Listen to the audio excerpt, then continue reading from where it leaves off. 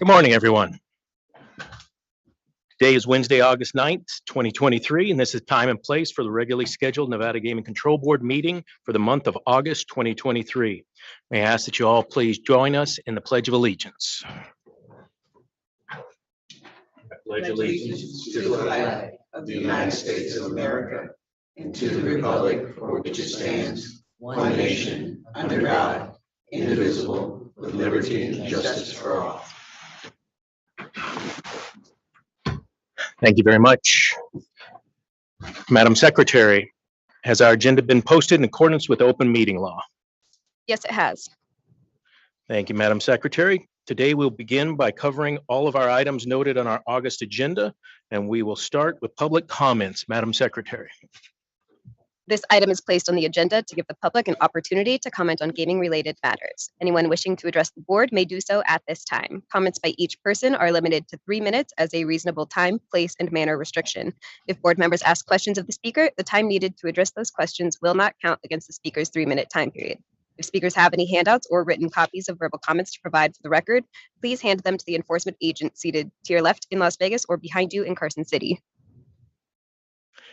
Thank you, Madam Secretary. Pursuant to state open meeting law, matters brought to the board's attention during public comment cannot be acted upon, but we are happy to hear comments from the public as well as from my fellow board members during this public comment section of our agenda. Let's go first to Carson City. Is there anyone in Carson City wishing to make public comment at this time? Seeing none, let's go here to Las Vegas. Anyone wishing to make public comment this morning? Good morning.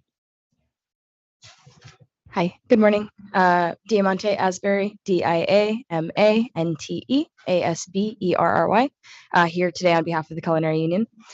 Employee benefits are vital to the everyday life of gaming workers and their families, and a holder of a Nevada gaming license should not discriminate against its employees when it comes to benefits. We've previously spoken to you about how Station Casinos discriminates against employees by denying benefits to some while providing benefits to others.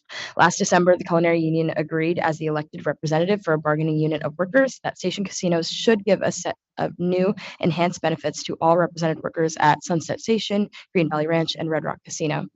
But the company still has not done the right thing and has just given those new benefits to non-union workers. Under Station Casinos enhanced benefits, which went into effect in January of this year, full-time team members who have worked for the company for at least 6 months are eligible for up to 6 weeks of paid time off following the birth or adoption of a child. But the catch is you don't qualify for the benefit if you're represented by a union. Right now, there is a hostess cashier from the Lucky Penny at Red Rock who was denied the 6-week paid parental leave she applied for in April. She has worked for the company for 8 years. She's currently at home with her newborn baby on an unpaid leave from work through FMLA. In May, the company refused to give her her paid leave to care for her child, and that has caused her avoidable financial stress. Her story is not unique. Workers across different Station Casinos properties have been denied enhanced benefits this year due to their union status. We are once again asking you to tell Station Casinos to respect workers and to provide enhanced benefits without discrimination. Thank you. Thank you. Anyone else wishing to make public comment this morning? Please state your name and spell it for the record so the court reporter can get it down. Good morning. My name is Dulce Valladares. It's DulceValladres. I worked for Station Casinos for over 6 years. Before the pandemic, I worked as a full-time cook's helper and the feast buffet at Sunset Station. With the pandemic closure in 2020, we were told that the buffet was not going to reopen and we're going to be laid off and out of a job. The company later hired me for a new position as a cook with lower pay. That does not have the same seniority or the benefits I had before the pandemic. I feel like there's not enough workers working in my job, and that hurts me. When I'm the only worker during my shift during busy times, I have to work faster, and that can lead to getting hurt, which happened this past December when I sprained my ankle. I want stations to give us our seniority back, and I want them to give us our fair workload to all the workers. I also want stations to respect the workers who have worked for them for years. Thank you for your time. Thank you. Anyone else wishing to make public comment this morning? None? Yes. Judge Assad. Thank you, Chairman. I would just like to give a quick shout out to Chief Hoffman and his team for a month in and month out, preparing us with excellent presentation of the work product that we're about to engage in. The rump sessions that they walk us through are excellent, and with respect also to Deputy Chief Luke Grippy and Nathan Allen. I just feel like they are an integral part of this operation, and I do appreciate each and every month the preparation that you engage in to make us look good up here. So thank you for your service. Thank you. Very good. I would second that. All right, that will close our public comment section. One little housekeeping matter. Mr. Flores, this TV in the front isn't on. Do we know why? Okay, very good. Thank you very much. Madam Secretary, the next item on our agenda is the approval of the prior month's dispositions. Pursuant to NRS 241.035, this item is the consideration of the approval of the Nevada Gaming Control Board disposition for July 2023. Thank you very much. I know that I and the other members have had the opportunity to review the dispositions. Unless there are any questions, comments, or corrections, would either of my colleagues be prepared to make a motion? I'll make that motion, Chair. I move for approval of the Control Board disposition for July 12, 2023. Very good. Madam Secretary. Member Assad? Aye. Member Watkins? Aye. Chairman Hendrick? Aye. Motion passes. Bringing us now, Madam Secretary, to our first non-restricted agenda item, non-restricted number 1. Non-restricted number 1 is the application of HRLT Investment Company LLC for a transfer of interest as noted on the agenda. Also, for board consideration only, you have the application of Ardea Canepa Rotoli for registration as a minority interest member at HRLT Investment Company LLC. Good morning. Good morning, Dennis Gutwald with the law firm of McDonald Carano. With your permission, I'll give you a very brief affirmative presentation and open it up for questions. Please. Thank you, Mr. Gutwald. Scott Canepa died in 2020. He held an interest in HRLT Investments, which had an indirect interest in the Hard Rock Lake Tahoe, which is being considered on the second agenda item today. His cousin, Ardea Canepa Rotoli, was appointed representative of his estate. And as part of the probate, the estate's going through, his interest in HRLT investment will be transferred to Ardea. This application contemplates that transfer. Ardea was approved on a temporary basis as the representative of the estate 2 years ago, and we thank you for waiving her appearance. And with that, we'll open up for questions. Thank you, Mr. Gutwald. Are there questions from board members? Sure. Just one. She has no plans on being involved in the day-to-day. That's absolutely correct. And if item number 2 goes through as anticipated, her ownership, her indirect ownership interest in the Hard Rock will take a month or 2. Thank you. Judge? Yes, thank you, Chairman. Mr. Gutwald, great to see you again. I have no questions. We went over this thoroughly yesterday in the rump session, and just a simple transfer of interest. So I'm in full support. I just wanted to say for the record that Mr. Canepa and I went to law school together. He was a fine attorney, welcome member of the bar in this state, and he was an even better person. And I was very sorry to see him pass, and was also happy, though, to see that he created a foundation and some of his causes will live on. So appreciate that. Very good luck to his cousin and the rest of his family, and I appreciate you bringing this in front of us this morning, Mr. Gutwald. He was a former client. He was a good guy. Absolutely. He'll be missed for sure. All right, if there's no other questions, I would entertain a motion on non-restricted number 1. And so, Chair, I'll take this in 2 motions, if that's okay with you. Absolutely.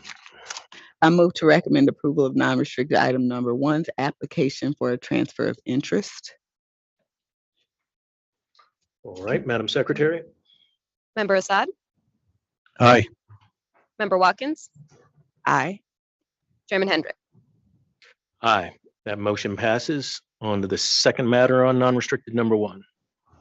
I move to approve non-restricted number one's application for registration as a minority equity interest member. Madam Secretary? Member Assad? Aye. Member Watkins? Aye. Chairman Hendrick? Aye, and that motion passes as well. Thank you, Mr. Gutwall. Thank you very much. Madam Secretary, that brings us to non-restricted number 2. Non-restricted number 2 are the applications of Neva 1 LLC for a transfer of interest as noted on the agenda. You also have the applications of Golden Landries LLC and GNNV Holdings LLC for licensure as a manager and member. It is also the applications of Golden Landries LLC and GNNV Holdings LLC for registration as an intermediary company of Neva 1 LLC. Also included is the application of GNNV Holdings LLC to pledge membership interest as noted on the agenda. You also have the applications of Tillman Fertitta, Stephen Scheinthal, and Richard Leem for licensure as a key executive. Morning, Ms. Vermaze.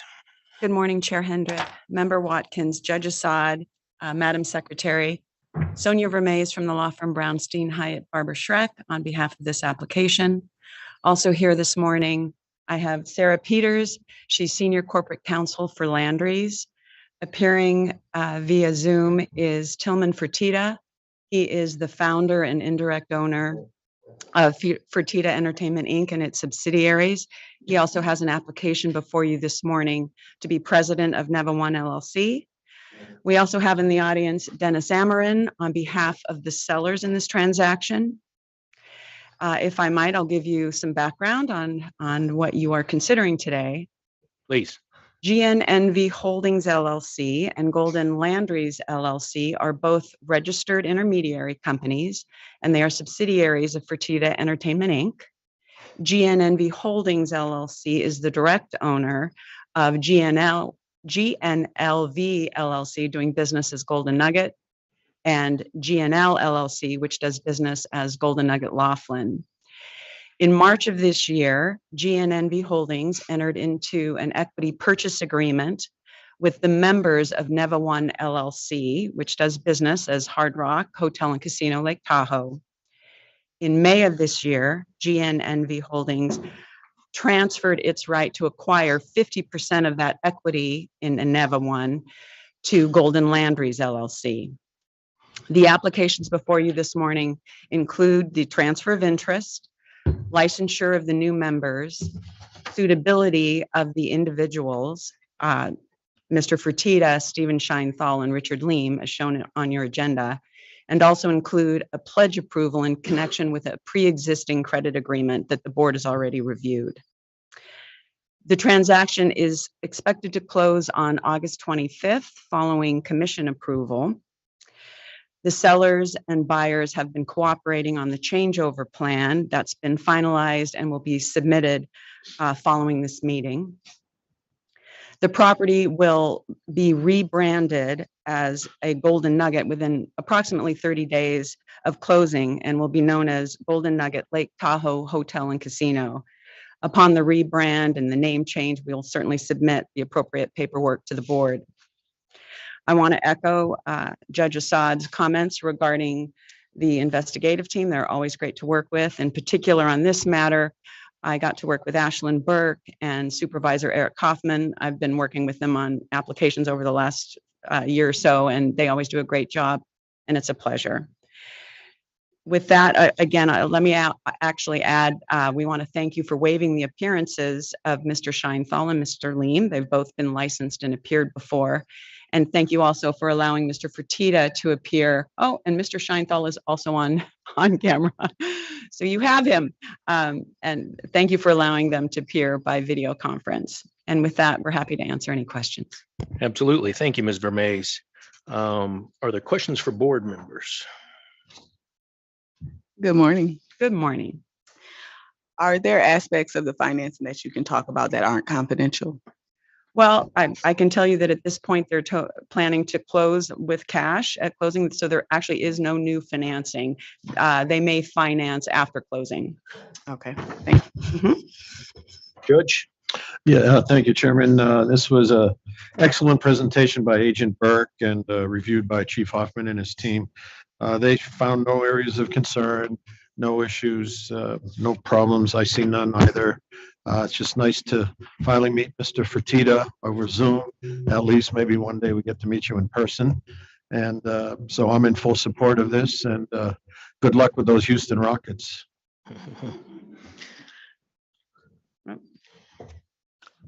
Mr. Fertitta or Mr. Scheinthal, do you want to add a little bit of color to what Ms. Vermees has already described about your plan for the property once you take over? Employee retention, increase in employees, changes such as that, if you would, for public knowledge at this point? Yeah, you're Tillman, you're muted. First off, Judge, thank you, and we're looking forward to a good season with the Rockets, and I look forward to seeing all of you soon. Sonia, thank you very much. Also, Sarah from our office is also present, representing us. Plan-wise, we've always liked the Tahoe market. We saw this as a great opportunity. As we've done in Las Vegas, Laughlin, Atlantic City, Biloxi, Lake Charles, and then Cripple Creek recently, Colorado. We will take this property and totally transform it as we always do. If the Golden Nugget name is on it, we always expect it to be one of the top properties in the market or in the area. And from an employee retention, I would see the employee base going up as, by 30 to 40%. They're really not in the gaming business. They don't take credit customers. It's more of a cash customer. We will turn it into a true operating casino. We will add numerous restaurants of ours that are kind of a staple at all of our casinos, and we will revamp every single room. Basically, when we go in, we basically touch every square foot of the casino, and all that'll happen over the next 24 months. And once again, we truly look forward to having another casino in Nevada. It's definitely the best place to do business if you're in the gaming business, is the state of Nevada, and we thank you guys for that. Thank you, Mr. Fertitta, and certainly the Golden Nugget brand will be a welcome addition to the Lake Tahoe business community. So we look forward to that after your presentation and hopeful approval by the Nevada Gaming Commission. I don't want to get in front of anything they might do. I will tell you that this applications, quite a few of them went through very fast, and I appreciate Ms. Vermees and all of your cooperation with our investigators. I believe the fact that you had recent reorganization of your business entities and your gaming entities here in the state made this a much easier application process for everyone involved. So thank you for that. It went very smooth, and I believe we got it all done and on today's agenda only a couple of months. So very fast. Quite fantastic. Thank you. Good. Wonderful. Is there anything else any of you would like to add? Ms. Peters, do you need to add anything for the record? Nope. We're good. Very good. Anything else, Ms. Vermees? No, thank you. Great. All right, then I would entertain a motion on this item. I move to recommend approval of non-restricted item number 2 as read into the record by Secretary Rupert. And on this, do we need to do one motion or two? We're good with one. Just one collective motion, Madam Secretary? Yeah, one should be good. Okay, then go ahead, Madam Secretary, and call for the vote. Member Assad? Aye. Member Watkins? Aye. Chairman Hendrick? Aye, motion passes. Thank you. Good luck to you. Thank you all for joining us today. Judge Assad, Dr. Watkins, and Chairman Hendricks, thank you very, very much. And we look forward to doing business. And once again, I look forward to seeing all of you at some point. Thank you very, very much. Thank you. Thank you. And thank you, Mr. Amorine. Good to see you today. Thank you for appearing here. Thank you. All right, Madam Secretary, that brings us to our next non-restricted item. Non-restricted number 3 is the application of David Rutenberg for finding of suitability as a director at Excel Entertainment, Inc. You also have the request to withdraw the application of Brian Carroll for finding of suitability as an officer at Excel Entertainment, Inc. Good morning, Chair Morning. Hendrick, Member Watkins, Member Assad, Madam Secretary. For the record, I'm Erica Okerberg, outside Nevada Gaming Counsel to the company. Here with me today is the applicant, Mr. Ruttenberg. Also present in the audience is the company's General Counsel, Derek Harmer. If I could, because Mr. Ruttenberg is a first-time applicant, I'd like to provide a quick intro and then ask him to tell you a little bit about himself. Please. Thank you very much. As I think the report from your agent will indicate, Mr. Ruttenberg has been involved with a great number of businesses and investments over his many years. The key to his success has been a combination of business acumen, his legal training, and his entrepreneurial spirit. He's shown that in all of the projects that he's worked on, and he's also had a lot of on-the-job, hands-on experience that he's built from that. He came to the company as a founding board member in 2011, has served in various roles, most recently taking on the role as audit committee chair. While he may not be the traditional path for becoming an audit committee chair, his wealth of experience has brought him to this table. And the company believes that he possesses the key traits to become a successful audit committee chair, namely his financial integrity, his business acumen, his honesty, his communication skills, and his leadership put him in a good position. This paired along with his desire to work very closely with the other audit committee members who bring with them a wealth of background, experience, and education that he can draw from, allows him to assimilate the information and create a great plan for the company going forward. With that intro, I would like to ask Mr. Ruttenberg to tell you more about himself and share with you his job duties and responsibilities. Great. Thank you, Ms. Okerberg. Good morning. Thank you. Good morning, Chair, members. Please refer to me as Buzz Ruttenberg. My father was a David, and at this point in my life, I prefer Buzz. Thank you very much. And as my file shows from the hard work of your investigatory group, Ashland Burke particularly, who spent countless hours poring over my records, though it's not quite as glorious as the Houston Rockets, I'm afraid.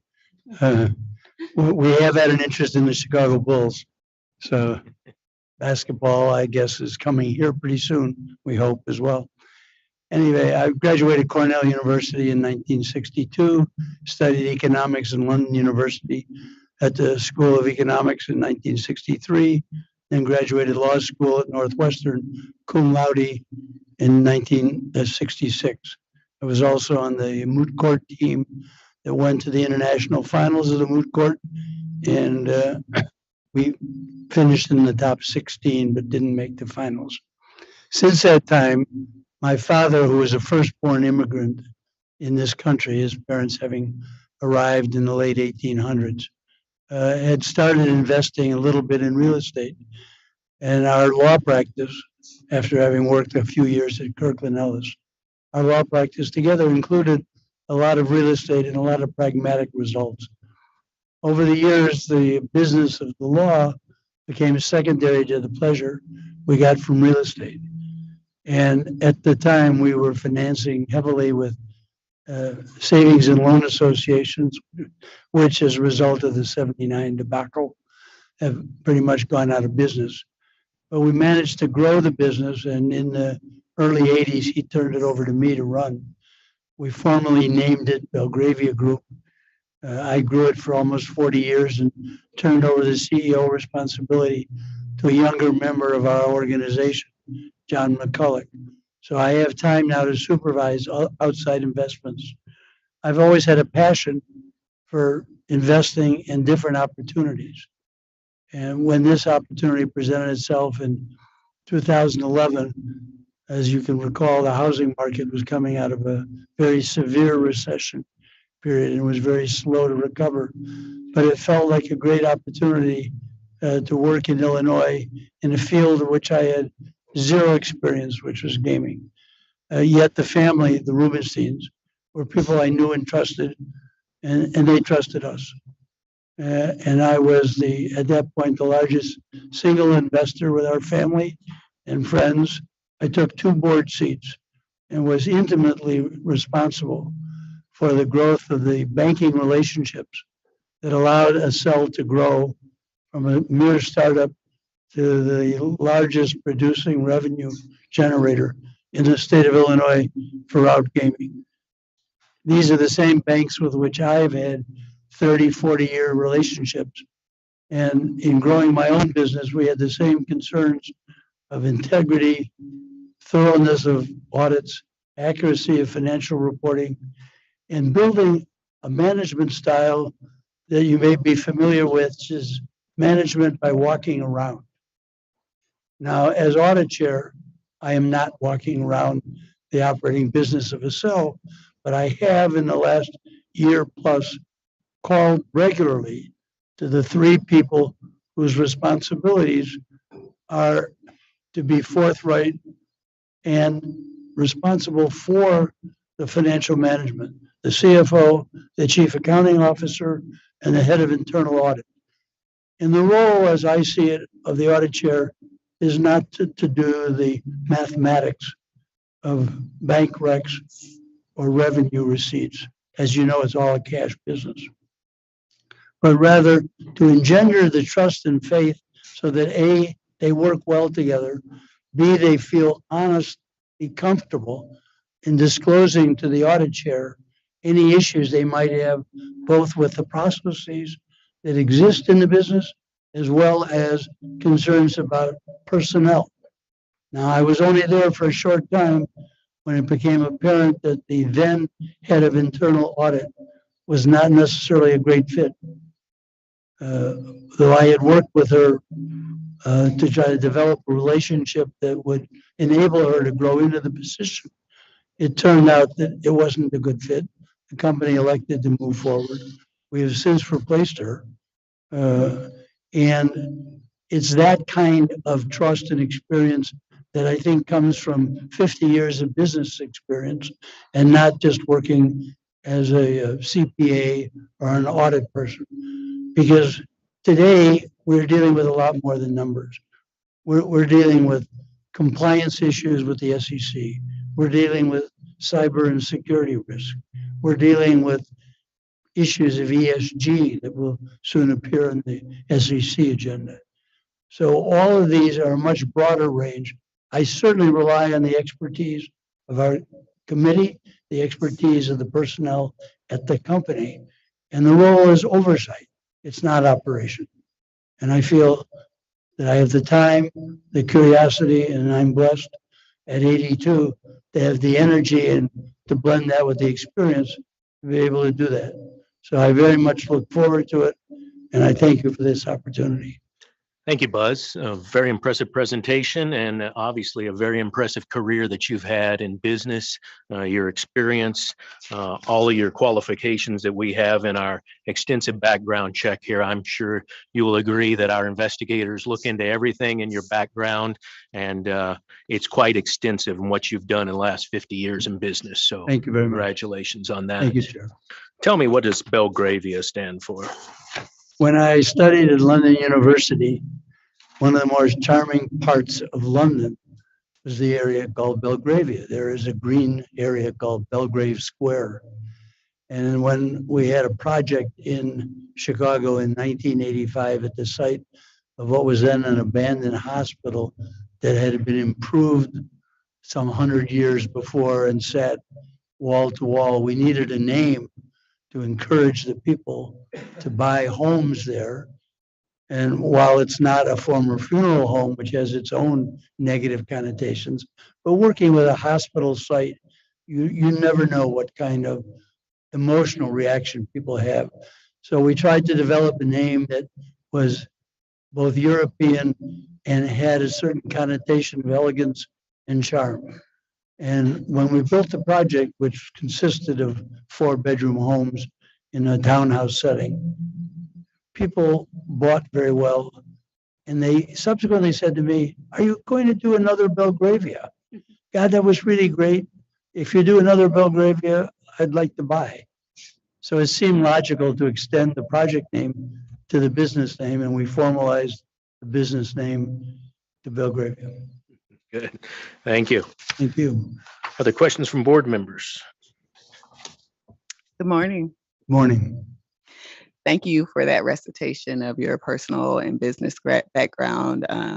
I would say the same thing as the chair in that it's very impressive. And especially thank you for that recitation of your experiences in law school and moot court. As someone who participated in moot court, I can definitely appreciate all the hard work outside of law school that goes into that. So I appreciate that. And you have some outside directorships, is that correct? Yes, I do. And can you talk a little bit about those? Yes, I have been an active director in some foundational work. Our family has had a foundation that requires statutory compliance with Illinois. My parents, through my work, created a private operating foundation in the mid-'80s, which we just closed at the passing of their time. I've been on the outside board of the Marwin Foundation, which was a startup foundation, also in the mid-'80s. That is an outreach program providing free arts education to inner school children. I'm on the photographic board of the Art Institute of the City of Chicago. And I have been the former chairman and head trustee of the Francis W. Parker School, a private educational kindergarten through 12 with 1,000 students with a history going back to 1901. I was there in the mid-'80s as well. And so I've had other smaller corporate responsibilities as well as charitable activities. Thank you. I don't have any further questions, Chair. Judge? Thank you, Chairman. Mr. Ruttenberg, your credentials are beyond stellar. I'm very impressed, as the entire board here is. Agent Burke, Ashlyn Burke, did an excellent job.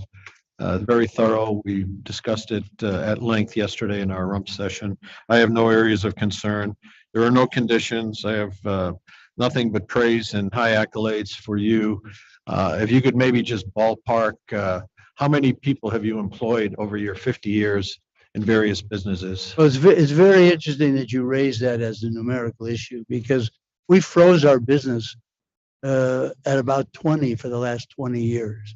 Now, we've had some turnover, but my CFO is female, has been for 44 years. Mhm. The only way I could get her to retire was to hire her daughter, who's now been working for me for 7 years as her mother steps back. But I probably had over 100, 150 people reporting to me.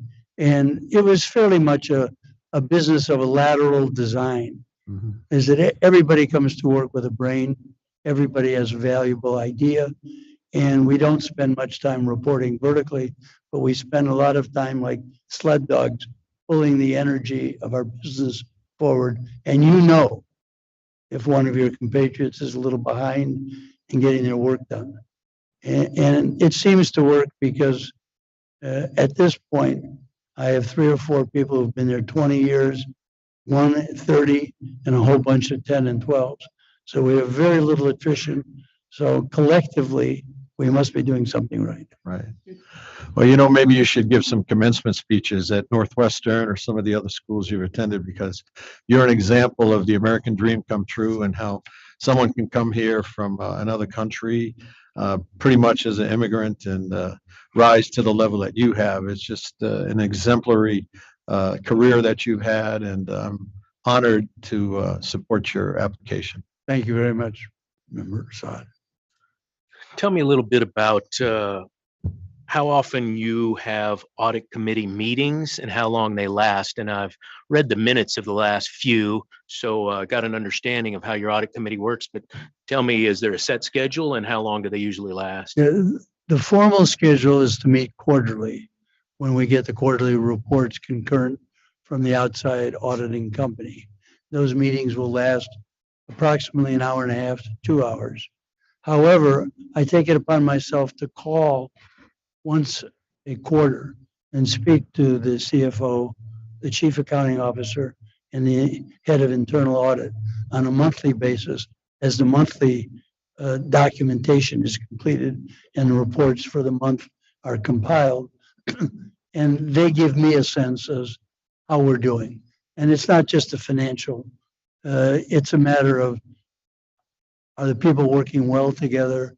Are there any particular areas of operation we should be concerned about?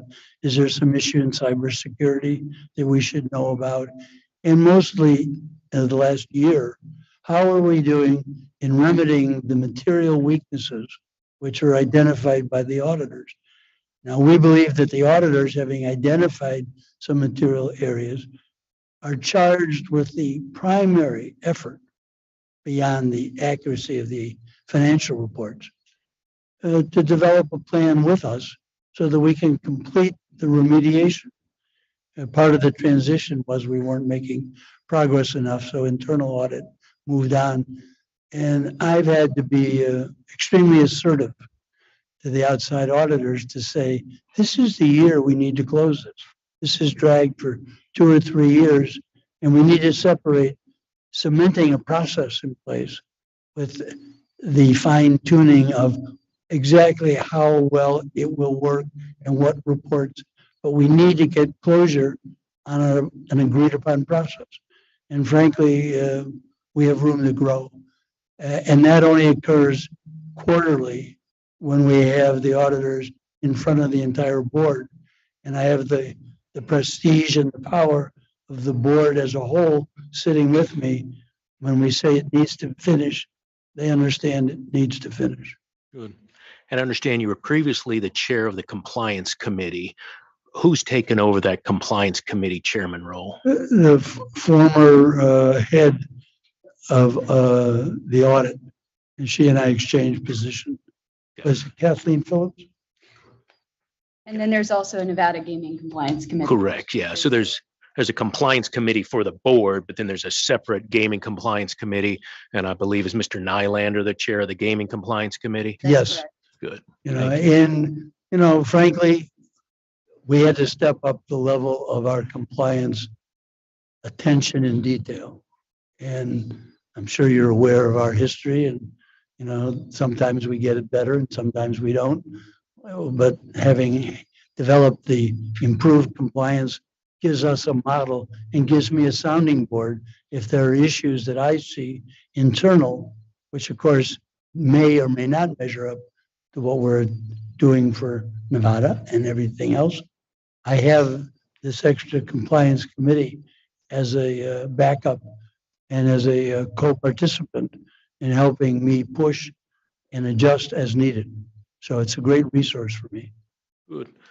And that brings me up to something that has nothing to do with your application, but since Mr. Harmer is here, do you mind coming forward, Mr. Harmer, and maybe giving us an update on, I believe you resolved a matter in Illinois recently. Is there anything publicly you can provide on that matter? Thank you, Chair Hendrick. Member Watkins, good to see you again. Member Assad, thank you for the opportunity to present to you today. I'm happy to share a little more detail than what we've already previously disclosed to staff and what was going on in the matter with Illinois. So by way of background, in August of 2020, the company entered into a promotional sportsbook marketing agreement with DraftKings. And the purpose of the agreement was to exclusively advertise and promote DraftKings mobile betting application, as well as its sportsbook that had recently got going in Illinois. And so in December of 2020, we received notice from the Illinois Gaming Board that they were going to be filing a disciplinary complaint against the company for the way that the agreement was drafted. And the allegations were that the company had, it was alleged, the company had provided improper inducements to location owners that had a relationship with the company at the time. The company was at that time decided to challenge the board's complaint, and so we filed an answer to the complaint, and we engaged the administrative process. The fine sought in the complaint was $5 million. It was not in any way, shape, or form a revocation action of the company's license. The company's license has been in good standing since 2012, and so revocation was never on the table as far as the discipline that the game board was seeking. After we had filed our answer and we had engaged the administrative process, we ensued with discovery and motion practice for almost 2 years. And in November of this year, we kind of came to the pinnacle of both parties filing motions for summary judgment before the administrative law judge. And we were at that point where we were going to sort of see if you will, who was going to be right and who was going to be wrong in either instance, right? And so we met with the gaming board and thought and talked to them openly and said, if however these motions get decided, one of us is going to appeal, and this is going to continue on, and we probably would be well served to discuss a potential settlement if there was one to be had. So we sat down with the administrator of the gaming board and with the general counsel and discussed our respective positions, not through our attorneys, but as people talking across the table together. And we found that to be tremendously productive. And so having those discussions with the gaming board, them understanding a little differently about what we were trying to achieve and do with the agreement, us understanding the position that they were taking relative to the company and the agreement and how it was put together and announced publicly, we're able to come to a point where we were able to reach a settlement. And so in May of this year, rather than continuing to litigate and create additional expense and out of our respective positions that we had discussed, the company decided to enter into a settlement agreement with the Illinois Gaming Board. The company was going to has paid, a $1 million fine. It has reimbursed the board $125,000 in investigative and administrative costs, and agreed to put into place additional reporting similar to what we have here with our monitoring agent pursuant to our gaming compliance plan, and do additional annual training in the areas of compliance and ethics to bolster the training the company is already doing on an annual basis with employees. So to remediate, and then further to remediate this matter from ever happening again to us, we put in some remedial measures to ensure compliance going forward. And so those would be that we would, or similar initiatives like this, we would run them through our outside advisors, and we'd run them through our gaming compliance committee before moving forward in any way publicly or announcing a sort of a program that we wanted to offer to our location owners. If you recall, at the time we signed this back in 2020, a gaming compliance committee as constituted today did not exist for the company. And so now we have a mechanism by which to run this through and get some additional recommendations and guidance as to where there might be pitfalls and concerns the company should be paying attention to. And then after any recommendation by our gaming compliance committee of a similar initiative, we would then sit down with the Illinois Gaming Board and schedule time to them face-to-face to ask, we are planning on doing something like this. Do you have any pause or concern that this agreement and how it rolls out might cause the gaming board and how we deal with our customers? And so that would be another way that we would prevent ourselves from having to step in something like this again, by making sure we had an open and honest dialogue, thinking about doing this. What do you think? And if it was something that gave them pause or something that we thought that even after the compliance committee said, we think we can be comfortable with this, we would certainly have to take that into account and probably not move forward. So we're grateful to have the matter behind us. It's been a long fight and one that needed to come to an end. And like my comments to Chair Tagliati when I was here back in May of 22, and Member Watkins was in the audience at the time, I committed to settling this matter if there was an opportunity to do so. And as this matter was coming to a head, and as we were heading up the courthouse steps, if you will, with those motions for summary judgment, it seemed like the right time to have a discussion about, could we stop talking through lawyers, talk to each other as licensee and regulator, and try to work something out, which I'm grateful that we did. Good. Thank you for that summary, Mr. Harmer, and I'm happy to hear that you've resolved your matters with Illinois. I guess I would understand, correct me if I'm wrong, that all these added measures you put in place for Illinois would also be in place for Nevada, along with your much more robust gaming compliance committee, correct? That is correct, Chair. Yeah, good. Thank you. And as I stated, I know that has nothing to do with Buzz's application today, but since he's the former head of your compliance committee for your board and your current chair of your audit committee for your board, there is obviously some crossover. Whenever checks get written, I'm sure your audit committee is very aware of it. We share a birthday as well, so there's more crossover than you think. Good. Wonderful. Thank you, Mr. Harmer. Thank you. Are there any other questions from board members for Ms. Okerberg or Mr. Buzz? Sure. I just like to say that I appreciate having that update, since I was, as you mentioned, on the board when this all occurred. And so thank you for that update. I'm glad you all were able to settle that matter. And I'm also glad that part of your remedial measures will be speaking to the board itself in the future before moving forward with something that may be in the gray area. So thank you. Judge? Thank you, Chairman Hendricks. I have no further questions. That was a very thorough explanation. I do appreciate it. Thank you. Anything else you'd like to add? No, that concludes our affirmative presentation. Thank you. Good. Thank you both for all your information and for cooperation with our agents. At this time, I would entertain a motion on this matter. Chair, I'd like to take this in two motions, if that's okay with you. Please. I move to recommend approval of non-restricted item number 3's application for finding of suitability as a director. Madam Secretary? Member Assad? Aye. Member Watkins? Aye. Chairman Hendrick? Aye. That motion passes. Second motion? I move to approve without prejudice non-restricted number 3's request to withdraw the application for finding of suitability as an officer.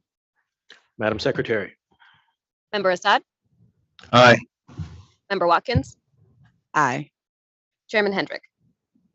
Aye. That motion passes as well without prejudice. Thank you all for appearing here today and good luck to you. Thank you very much. Thank you. Appreciate it. Thank you. Madam Secretary, that brings us to non-restricted number 4. Non-restricted number 4 is the application of Anthony Torbel for licensure as a key executive and key employee at the Cannery Hotel Casino, LLC, and Aliante Gaming, LLC. Morning, Mr. Giordano. Good morning, Chairman Hendrick, Member Watkins, Judge Assad. For the record, Greg Giordano, appearing on behalf of the applicant, Tony Torbel. This application, you recall, Chairman, was originally scheduled to go before the board in June at the June board and commission meetings, but a few days before, there was a company reshuffling of executives with Mr. Torbel getting moved from the Suncoast to becoming the Senior Vice President, General Manager of the Aliante Casino and Hotel and the Cannery Hotel Casino. And so we are here before you today with seeking Mr. Torbel's licensure as an officer and key employee for those two hotel casinos. I'd first like to write as Mr. Torbel. I'd like to ask him if it's okay with your permission to give you a little brief history of his background and education and work experience. Then we'll be happy to take any questions after that. Please. Good morning, Mr. Torbel. Morning, Chairman Hendrick, Member Watkins, Member Judge Assad. I've been in the Nevada gaming industry for almost 40 years. I was educated at Nevada Reno. Shortly after I graduated, I was hired by the Gaming Control Board here in Las Vegas. Back kind of in the wild, wild west of cheating back in the days of the late 80s. A lot of stuff going on back then. Spent 3 years in enforcement, 3 years investigations. Got my MBA at the same time from UNLV. And then I decided to kind of go back out in different jurisdictions, moved to Reno, worked there for a few years, went out and opened a riverboat in Council Bluffs, Iowa. Ended up running the Ameristar there for a few years as general manager and senior VP. Then I moved to Mississippi and ran the Choctaw gaming operation there, Pearl River, as chief operating officer of gaming operations. And at the time, we were the 3rd largest next to Foxwoods and Mohegan Sun, with 2 golf courses, a water park, and 5,000 slots, which is a pretty good gaming operation. Then I joined Boyd Gaming in 2004 at the Stardust. Came to run the Stardust for a few years until we decided to blow it up to build the Echelon. And you all know the story about that, how that went down. And in 2006, moved to the Orleans, ran the Orleans for a while, and then subsequently in 2013 ran a few casinos in Louisiana concurrently. And then a few years after that, took over the Gold Coast for 6 years, ran the Orleans and the Gold Coast at the same time. And then about a year ago, we had a shuffling around of GMs and moved to the Suncoast, and now at the Aliante and the Cannery.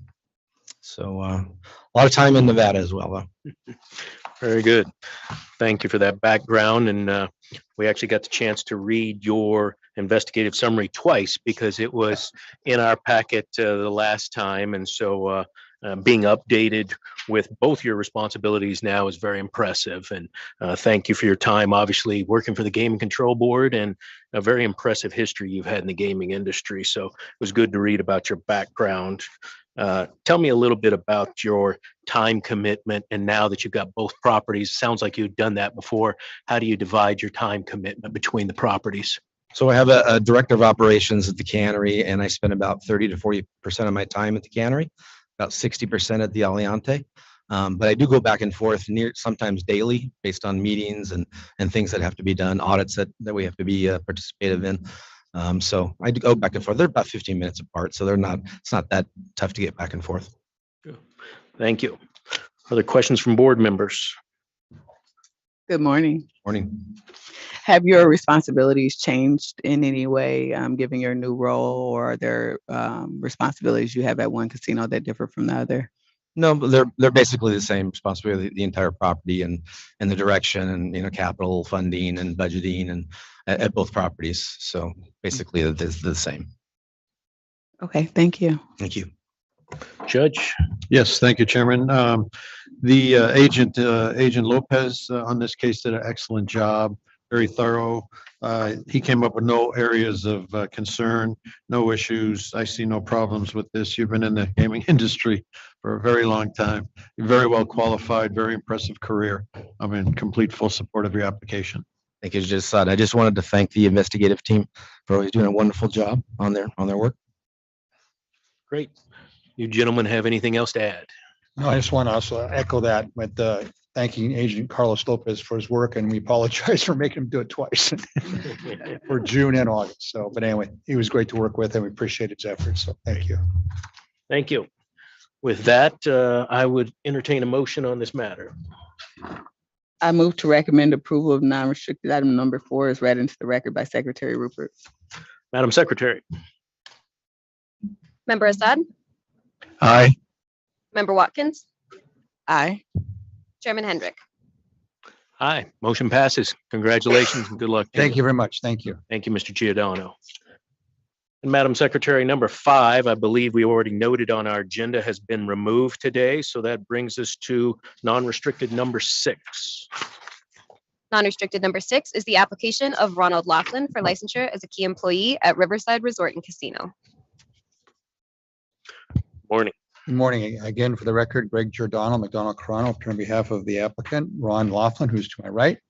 Also wanted to say hello to Madam Secretary. Sorry, she's out of sight, not out of mind, so I apologize for that first time appearance. But anyway, Mr. Laughlin is here before you for licensure as a key employee at the Riverside Laughlin. He is the Assistant Director of Operations, his first time being licensed.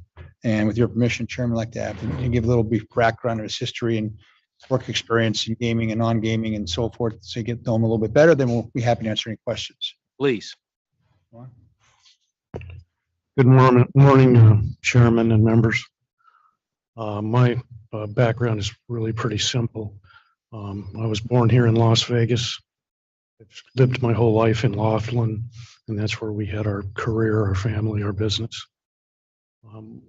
Back in after we had graduated from high school, my wife and I were attending UNLV, and I was working at a company called International Food Service part-time, and at their customer service department. And the route opened up for the salesman for that company for the Laughlin area and Bullhead City area. And I started doing that route, and I was very successful with it and was doing very, very well at a very young age. And as time went on, for a year or so, a company bought out International Foods, and they basically ran it into the ground. They didn't pay their bills. They were credit hold with all the vendors and everything. And so my wife and I, in 1981, created a distribution company called L&M Food Service. And over time, we sold paper, janitorial, bar supply, restaurant equipment to the casinos here in Vegas, in Laughlin, restaurants and resorts along the river in about 110-mile radius. In 2018, we sold the company, and I was basically retired for about 1 month, and my father and my son asked me to come to work and work with them and help them out. And I was already starting to get a little bored anyway, so I've been there for 2.5 years as assistant director of operations in the executive office at the casino, and I'm just learning a lot, but it's challenging, but it's a pleasure to be with my family there too. Good. Thank you for that background. Obviously, your family has a very long and storied history in the Nevada gaming world. So very impressive. Nice to have you as part of the gaming world, along with your son and your father and the rest of your family. A question I've always been curious about: how is it to live and work in a place that the city's name is the same as your name? Yeah, it comes up a lot. I don't know if you know how it got the name. They had a post office in the casino, and the people had to come somewhere to get their mail, so they put a post office in the casino that is still in the casino. And the postmaster general was an Irishman. They needed to name it something, and he said, "Well, Laughlin's a good Irish name," so that's how it ended up being Laughlin. That's great. It's stuck, thank goodness. Great story. Thank you. Obviously, this is your first time to be in front of us, but as you said, you've been around the gaming industry for many years, and in the distribution industry, which is certainly related in a town like Laughlin to it. So going through your background was easy for our investigators. You haven't moved a lot all over the world. You've been kind of in one place, a place named after you and your family. So appreciate you cooperating with our investigators, and made the application process very easy for them. Agent Jackson was very good to work with. Thank you. Thank you. Are there questions from board members? Good morning. Thank you for your presentation. I appreciate you sharing your background, and I'm happy to support your application. Thank you very much. Judge? Yes, thank you, Chairman. Agent Jackson did a great job, as well as Deputy Chief Allen. So it's pretty straightforward. I was just curious as to what it's like to work for your son. It's a little reversal. My son graduated from UNLV with a finance major, and he worked for us at L&M for 7 years. And then we sort of had to take one for the team. So we let him go to the casino, which he runs the casino. And now I work for him instead of him working for me and his mother. Very good. But he's doing a hell of a job too. Good. Thank you for that. That's all I have. All right. Gentlemen, anything else you'd like to add? No, just want to thank Agent Chad Jackson for his work on the application. He was wonderful to work with, and we appreciate his efforts. So thank you. Great. Thank you. This matter is ready for a motion. I move to recommend approval of non-restricted item number 7 as read. 6 as read into the record by Secretary Rupert. Thank you. Madam Secretary? Member Assad? Aye. Member Watkins? Aye. Chairman Hendrick? Aye. Motion passes. Thank you very much. Thank you, and good luck to you. Bringing us, Madam Secretary, to non-restricted item number 7. Non-restricted number 7 is the application of Travel Centers of America, Inc. for deregistration as a publicly traded corporation.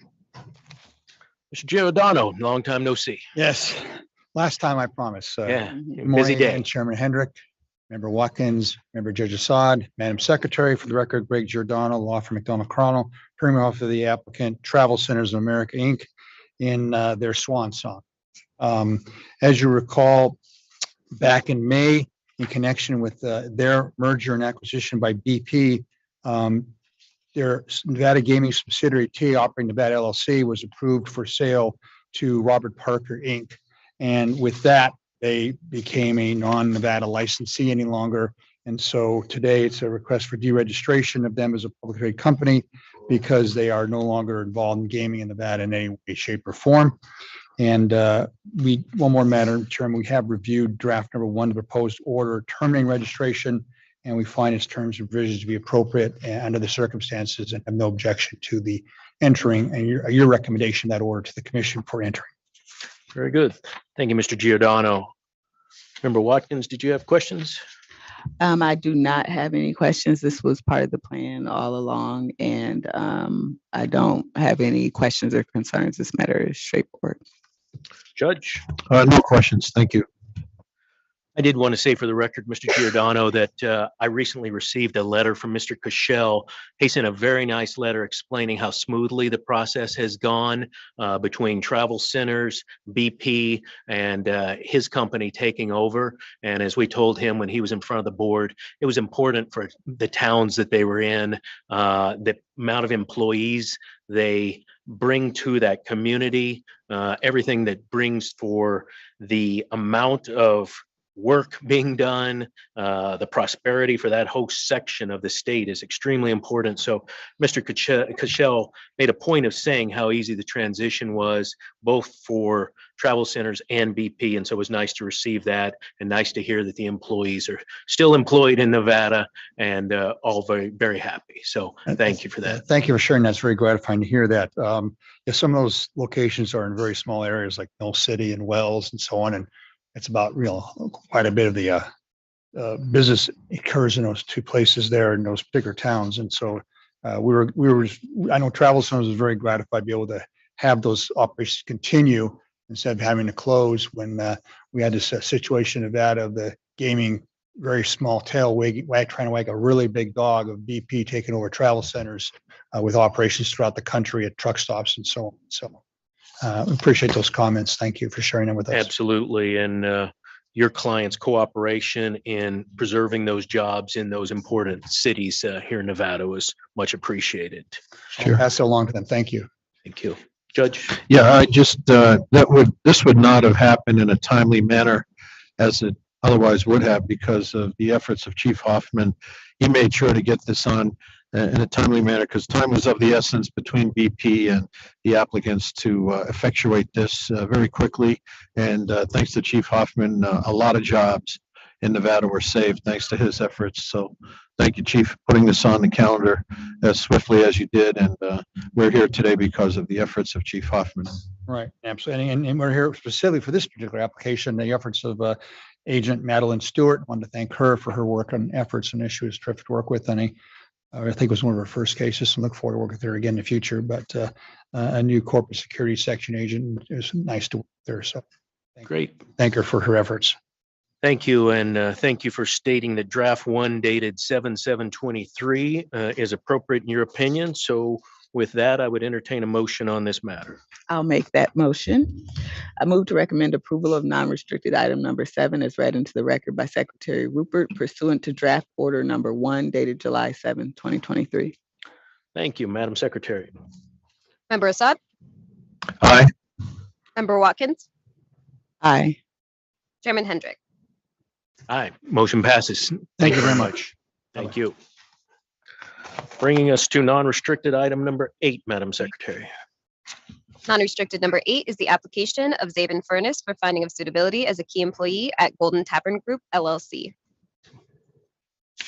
Morning. Good morning again, Chair Hendrick, Member Watkins, Member Assad, Madam Secretary. I'm Erica Okerberg here on behalf of the applicant, Mr. Furness, who is to my right. Also present in the audience on behalf of the company is the General Counsel, Phyllis Gilland. Mr. Furness is a first-time applicant in Nevada, so as usual, I would like to ask him to provide an overview of his background and share with you his job duties and responsibilities. Thank you, Ms. Okerberg. Thank you. Good morning. Hi, good morning. Good morning, Chair Hendrick, Member Watkins, and Member Assad. I'm Zen Furness. I was born in Pittsburgh. My family's from Rhode Island. I've been a proud Nevadan since 2006. I had a unique upbringing. My father was a professional football player and coach. He played for 10 years for the Pittsburgh Steelers and the Detroit Lions and won 4 Super Bowls in his career. We grew up near East Lansing as he was a coach for the Michigan State Spartans, as well as Indiana when he coached for the Colts. And then we moved back to Pittsburgh as he coached again for the Steelers. I was very lucky to grow up within professional and collegiate athletic atmospheres. Definitely showed me the diligence and structure needed to succeed. I was also very fortunate. My parents instilled in us an emphasis on arts and music and literature to help us become better, more rounded individuals and eventually professionals. They consequently had master's degrees from Michigan State. My mother was a teacher for over 40 years. They both had real estate licenses, and my brother is a PhD and professor at Penn State. Before moving to Las Vegas, I studied at the University of Michigan. I acquired a bachelor's degree in Spanish cultural studies and linguistics. I have worked in the restaurant and bar industry for many years throughout my career. I started at the Venetian for Tao as a server and worked myself up to assistant general manager at STK at the Cosmopolitan. That was before joining Golden. I've been with Golden since March 2020 and started as a Tavern general manager. In February 2022, I was promoted to regional operations manager. I currently oversee 9 taverns with the general managers of those taverns reporting directly to myself. I report to Vincent Russo, Director of Operations, as well as Dan Grossbeck, Vice President of Distributed Gaming. I'm very honored and proud to be a part of the Golden family. I'm amongst hardworking, professional, honest, and most importantly, kind and courteous colleagues. And their passion is mirrored in the efforts we try to provide to our guests. In my current role, I oversee all aspects of operations, including hiring, training, team member development, payroll, auditing, maintenance, compliance, essentially every aspect of operations from the floor to the ceiling. I'm specifically involved with the food and beverage program within the Tavern Group, as well as in charge of the server extra board. I would be happy to answer any questions you have. Thank you very much. Member Watkins, I'm sure you've got a question. Go ahead. I'll just start out by saying go green. And I'm glad you spoke to your family members who had coached at and attended Michigan State to add some balance. I have read through your background thoroughly, and I think all of my issues and concerns have been resolved with the supporting documentation. And I don't have any further questions. Thank you. Thank you. Judge? Yes, thank you, Chairman Hendrick. I don't have any specific questions. Maybe, why weren't you a Patriots fan if you lived in Rhode Island? It is a great question. I've lost many friends from going from Michigan State to Michigan, as well as New England to Pittsburgh. Trust me, over the years. My mother's still in Rhode Island, and she is consequently still a Patriots fan. All right. Okay. Yeah. Well, we're getting there. And I noticed you did spend some time at Michigan. Yes. So Dr. Watkins should be happy about that. Yes. Good. It's good to spread it around a little bit. Michigan State, Michigan. Absolutely.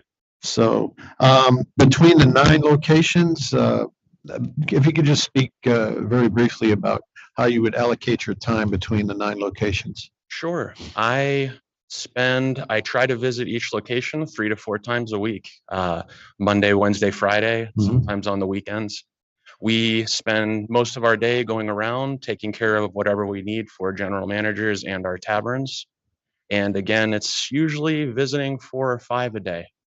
So even with the number of them, we control it very well, and it's great in terms of us being around the city and being able to do so. Very good. Thank you for that. Absolutely. Happy to support your application. Thank you. Curious, how did you become a Spanish major at the University of Michigan? Yes. Again, with a focus on academics, my brother actually told me you should learn Spanish, and I did. And members of my family knowing Italian, I grew up learning Hebrew, going to Hebrew school. So, you try to learn Arabic. I tried to broaden my horizons and learn as much as possible. And again, it was more so on the linguistics aspect. Spent some time overseas in Spain. I was lucky enough to study there. So yes, again, you come into the environment I'm currently in. It is a bit far removed from the academic world, however. That's great. And I understand from our background materials here that you and your wife were victims of tax preparation fraud. And I presume that experience of being a victim has caused you to be hyper aware of those that in your business and your personal life that you surround yourself, especially those who prepare your taxes or any other financial documents. Yes, absolutely. Pardon me, I have the date here. In May 2018, we were approached as our then tax preparer was preparing documents that were different from what he was supplying to us. He would go over specifics and prepare us cover pages that differed in terms of the actual specifics. At this point, we have a now longstanding trusted CPA. We have had no other financial or tax issues thereof or been contacted as of then. We are clearly very meticulous firsthand with that. And of course, everything else in my life in terms of being very hyper aware of all those things going on. Yeah. Thank you. Anything else you would like to add, Ms. Okerberg or Mr. Furness? No, thank you. That concludes our presentation. Great. Do you have anything else, Judge? None by me. Thank you. All right, then we would entertain a motion on this non-restricted matter. Yes, I move to recommend approval. Sorry, Judge. Chair. I move to recommend approval of non-restricted item number 8 is read into the record by Secretary Rupert. All right, Madam Secretary. Member Assad? Aye. Member Watkins? Aye. Chairman Hendrick? Aye. Motion passes. Congratulations. Good luck to you. Thank you very much. Thank you. Thank you. Madam Secretary, that brings us to non-restricted number 9. Non-restricted number 9 is the application of United Coin Machine Company doing business as Century Gaming Technologies, doing business at Ultra Newtown Tavern for a non-restricted gaming license, slot machines only. Morning. Good morning. Good morning. Morning. Go ahead and state your names for the record. My name is Debbie Cornine. I am the Director of Compliance with Century Gaming Technologies, and I am here today on behalf of United Coin Machine Co. doing business as Century Gaming Technologies for a non-restricted gaming license at the property formerly known as the Ultra Newtown Tavern. This application is filed only to retain the property's grandfathered rights to non-restricted gaming. With me today is the owner-operator, Shlomi Mieri, and also with me today is Lisa Mayo Doriso. She is the president of Mayo and Associates.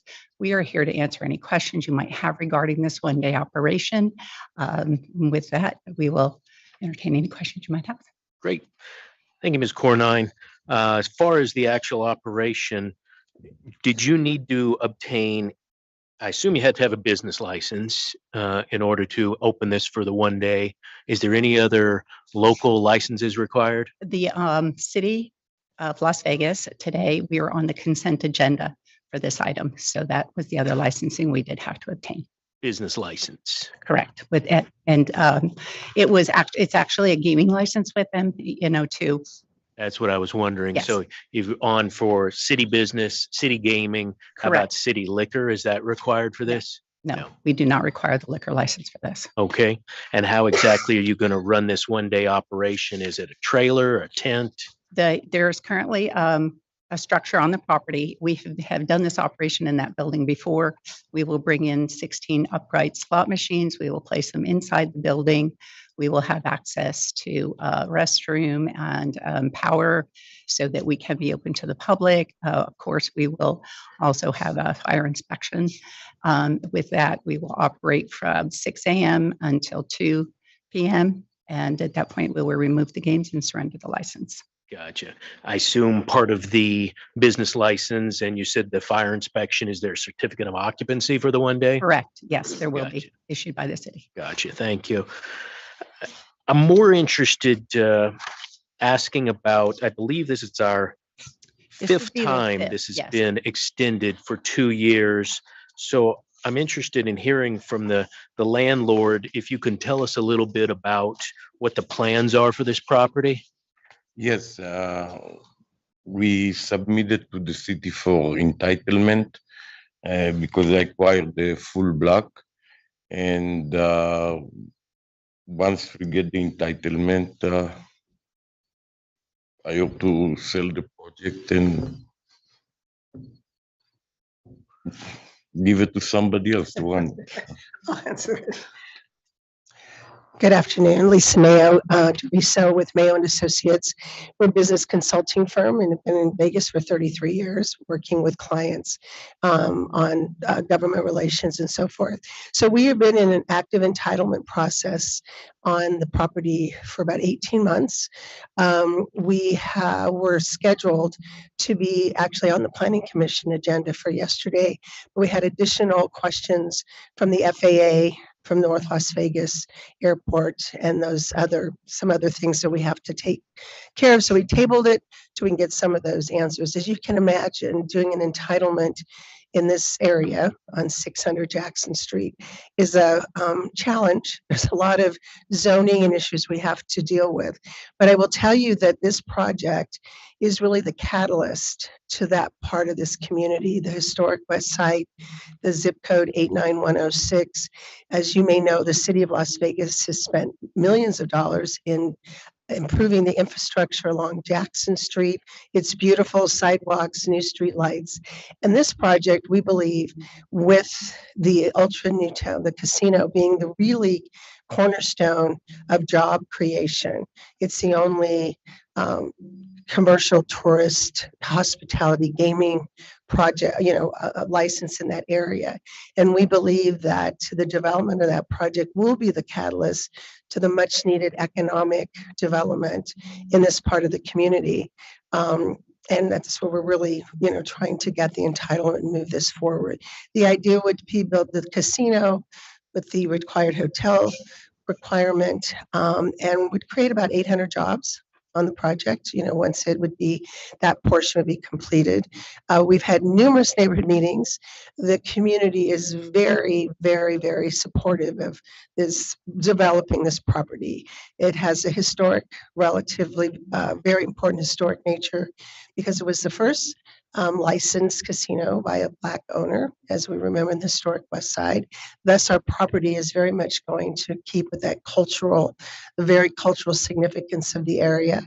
And people just, they want jobs. They want to have that economic viability in their community. And this project really has the opportunity to be the catalyst for that.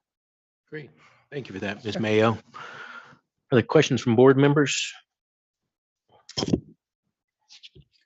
Yes, I'd like to ask, do you have any experience with this kind of project? To Mr. Mieri? Yes. I'm a developer, so I have plenty of development experience. I don't have any experience of any gaming or hotel management or something like that. So I don't do what I don't understand about. I plan to step up to the mic just so the transcriber can get you on the court recording. I'm planning to put it all together and sell the projects once it's entitlement ready. Okay. And when do you anticipate that this project will be complete? The entitlement? No, the development. I believe within 5 years it should be done completely. Okay. Can anyone speak to the history of this location over since 2015 and what's been going on with it? Why the multiple requests? I can speak to that if you'd like me to speak to it. The property has gone through several owners. It was owned when it was the Newtown Tavern. It was taken over. Mr. Mieri has sort of been involved in it for about 12 years of the different ownership, and trying to assemble enough land around it between the casino property and the adjacent properties. I know it keeps coming up for this renewal license, but it's a very difficult piece of property to develop. It's small, it's an infill piece, but Mr. Mieri was able to acquire, I think May 25th of 2022, finally acquire the full piece of this from the prior owners so that he can manage the property, as one single unit component and own not only the casino property, but all the adjacent property. Okay. Does that answer? Yes, thank you. Well, do you anticipate having to come forward again? I assume you do, to request an additional. I think we should be through the entitlement process. We tabled this item for 6 months to get all the questions answered. I think once we have the entitlement process and the entitlements are there, we can then begin to look at the construction of the site. We've talked with Tishman as our developers, have brought in we've talked with a lot of really good groups to come in as part of this project. So I anticipate if we get approval in 2024, let's say, we go through this process, we would probably have to come back one more time, possibly to secure the license. I think hopefully just one more, because not only is Mr. Mieri excited to get this going, but the community, the elected officials, everybody really wants to see development in this particular location. And the litigation regarding this matter is complete? Yes.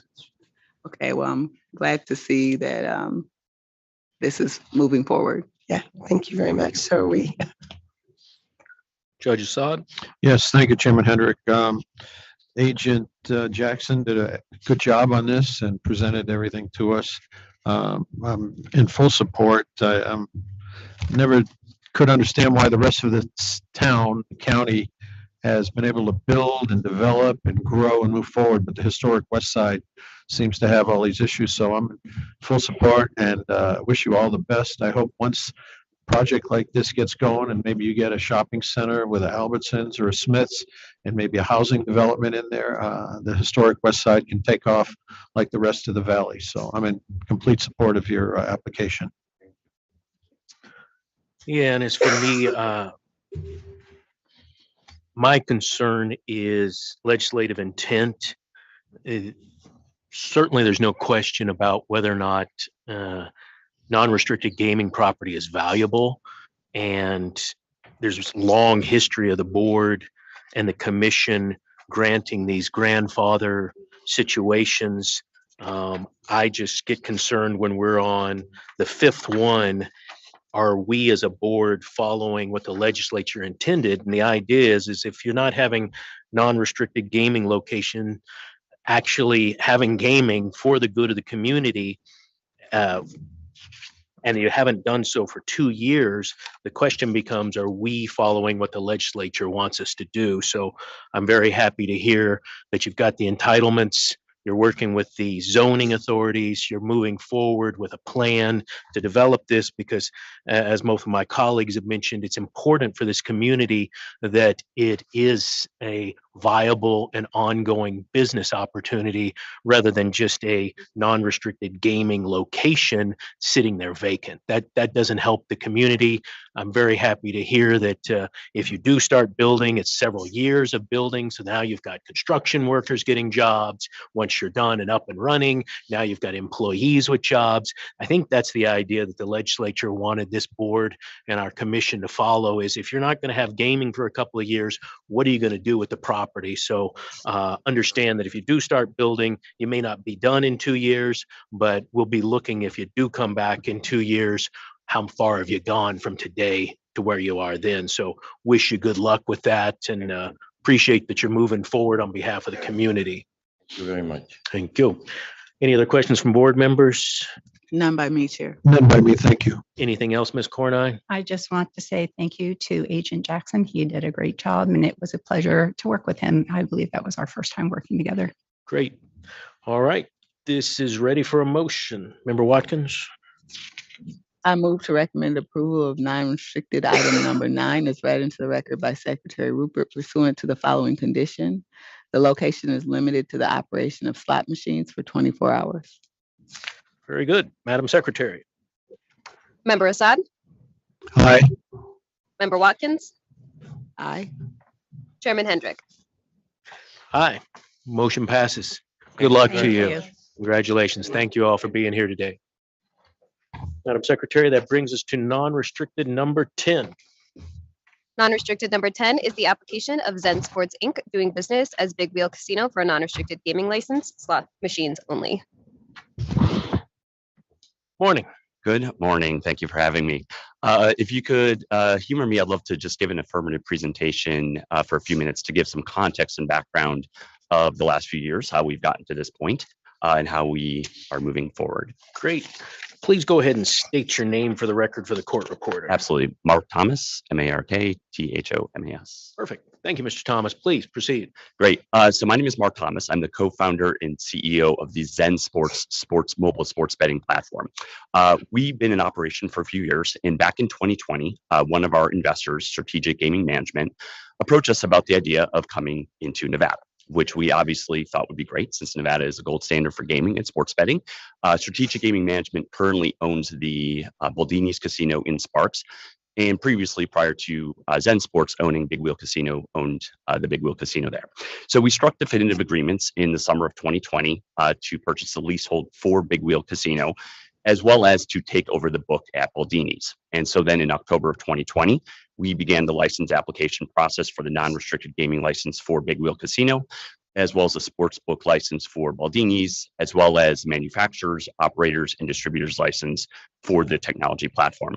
We then moved through the process in about 10 months and came before the board and the commission in August of 2021 to seek approval for those licenses. And we were very excited and happy when the board and commission approved Zen Sports Inc. For all of those aforementioned licenses. However, at that point, we weren't done yet. We had to then at that point raise funding to be able to grow the business. And what the goal was under Nevada's hub and spoke model with the 1 foot rule was to kind of follow William Hill's business model, to take Big Wheel Casino, open up a new sports book there, which didn't have a sports book prior to us taking it over, use that as our hub, have Baldini's be our first spoke location, and then work across the state of Nevada to obtain other additional spoke locations to take over the sports betting for those locations. And thus we would have a footprint for customers to be able to come in and sign up and use the mobile sports betting app of Zen Sports. The goal at that time, August of 2021, after we received our license, was to raise $20 million in funding. And that money was really what was required because we need to do a lot of marketing, a lot of distribution, drive people both figuratively and potentially literally to these locations to sign up for the sports betting app, as well as obviously have enough reserves, have enough for operations and so forth. So after we got our license approval in August of 2021, within the first 6 weeks, we closed about $3 million of that $20 million in funding pretty quick. And as you may be aware, while we never officially, I guess, entered a recession, the capital markets in 2021 really began drying up. That was kind of the peak for all of the stock markets. A lot of our competitors' stock price kind of peaked at that point in time.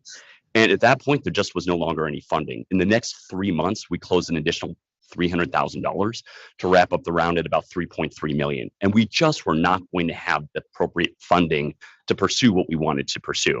So we began looking at alternatives such as M&A to be potentially acquired by either one of our competitors or another company to be able to continue the Zen Sports brand. We talked to some of the large big competitors in the industry. There was a little bit of interest there, but we actually were really intrigued by an acquisition offer from a company called Keystar Corp, which is essentially a holding company on the OTC public markets.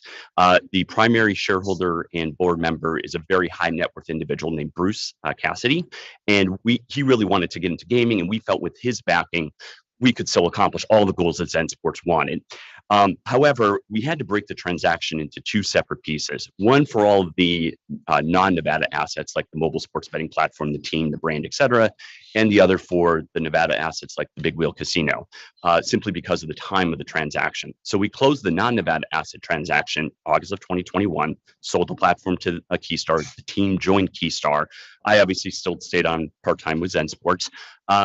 And the non-Nevada assets, we were going to consummate a deal to be able to do that. However, I wasn't the CEO of Keystar. I came on as a chief product officer. There was a former Caesars executive that was the CEO at the time. And the company, Keystar, just made the decision not to pursue Nevada at that time. Also, I think because of the funding issue that it would require. I took over as CEO of Keystar in January. Recognizing that it was going to be a very large investment to go into Nevada, I decided to make the decision to go into Tennessee first. We began our Tennessee sports betting application in early February. We got our Tennessee sports betting license May 24th, and we have launched in Tennessee as of June 7th. And we're growing and scaling our revenue there, which is great.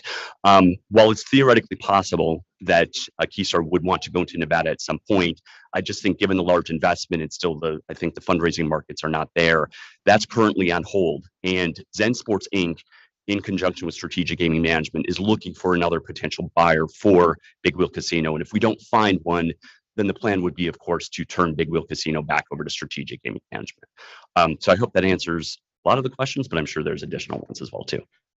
Thank you for that, Mr. Thomas. Yeah, very good summary of how we got here today. Questions from board members? Hi, good morning. Good morning. So I'm sure you recall that I was here on the board during Absolutely. the original licensing. And I know that there were some concerns in particular at the commission meeting as it related to the financing. So is that the reason why you're kind of heading out of Nevada? So to be very frank with you, and I just, I want to be, very open and transparent as I always have been with you, is that the 1 foot rule just makes it really difficult for a technology only company like us to really make headway here. It's very, very expensive to follow the William Hill brick and mortar hub and spoke model that a technology startup like Zen Sports just doesn't have the funding for. Now, we plan to raise the funding for it, and we would have probably been successful in Nevada had we raised that funding and had the capital markets continued on at the end of 2021 like they were in early 2021, we might not even be having this discussion. But the reality is the model is what the model is here, and it's just very expensive to drive people to remote locations to sign up for a mobile sports betting product compared to, say, for example, a state like Tennessee where it is digital and mobile only. And we have significantly less marketing costs there. And so we just have to, from a business decision, weigh that. And that was the reason why we decided to go to Tennessee instead of Nevada. It's really unfortunate because we obviously love Nevada, very passionate about the state. I think it's a great state to do gaming in. But that one particular rule does make it very challenging for a company like us to be able to operate here. Were there also some issues with the technology or getting the sports betting app through our technology division? We never chose to submit it. So we talked about this during Robert Kowalski's hearing last October. We actually never submitted it to the GCB technology division. They took an initial look at it, but we never actually formally submitted it to Chief Barbie and their team over there. I think that might have been a little bit of a part of it too, is we were looking at probably a 6 to 12 month approval process to go through that. And we needed to get up and running and generating revenue quickly. What was the representation before the board the last time you were here about submitting the application? Right. I said that we didn't submit it because we were going through an Was M&A. that the representation before the board though? Yes. That So I you were not planning? said that we were going through the M&A process at March of 2022. And we were in the middle of going through that. I definitely remember saying that. And then we were looking at a 6 to 12 month process with the Nevada Gaming Control Board Technology Division at that time. Okay, I don't dispute that. I'm just asking you Yeah. straightforward, what was your representation to the board? Yes. Because I don't recall. Yes, 100%. So, okay. Okay, I don't have any further questions. Judge Assad? Thank you, Chairman. Senior Agent Wilson did a good job. She pretty much went through all of my concerns. The Tax and License Division indicates that your internal controls are in good standing. The Enforcement Division, they say you're in compliance with the surveillance standards as well. It's in one of the conditions here also. So I'm in support of your application. Thank you. I appreciate it. Just want to confirm the race and sports pool license, that's already been surrendered, correct? Yeah, there's actually not technically a separate license for that. It's just the non-restricted license, but we chose not to launch the sports book there and launch it. So there's no sports book there now. Yeah, we built out the counter space, but that's it. And Agent Wilson said that as a condition for this license, it will stay as slots only. And we are more than fine with that. Correct. Yeah, that's what the license would have as a condition, so that they couldn't do anything else without commission approval. Correct. Tell me about what's Zen Sports doing in Tennessee right now. It's going well. I think we pushed our application and approval and license through in record time there. We got it done in 3.5 months. I think they're very pleased with our overall platform, our compliance. By the way, from August 21 till now, that was another concern back in August 2021 was compliance. We hired a chief compliance officer.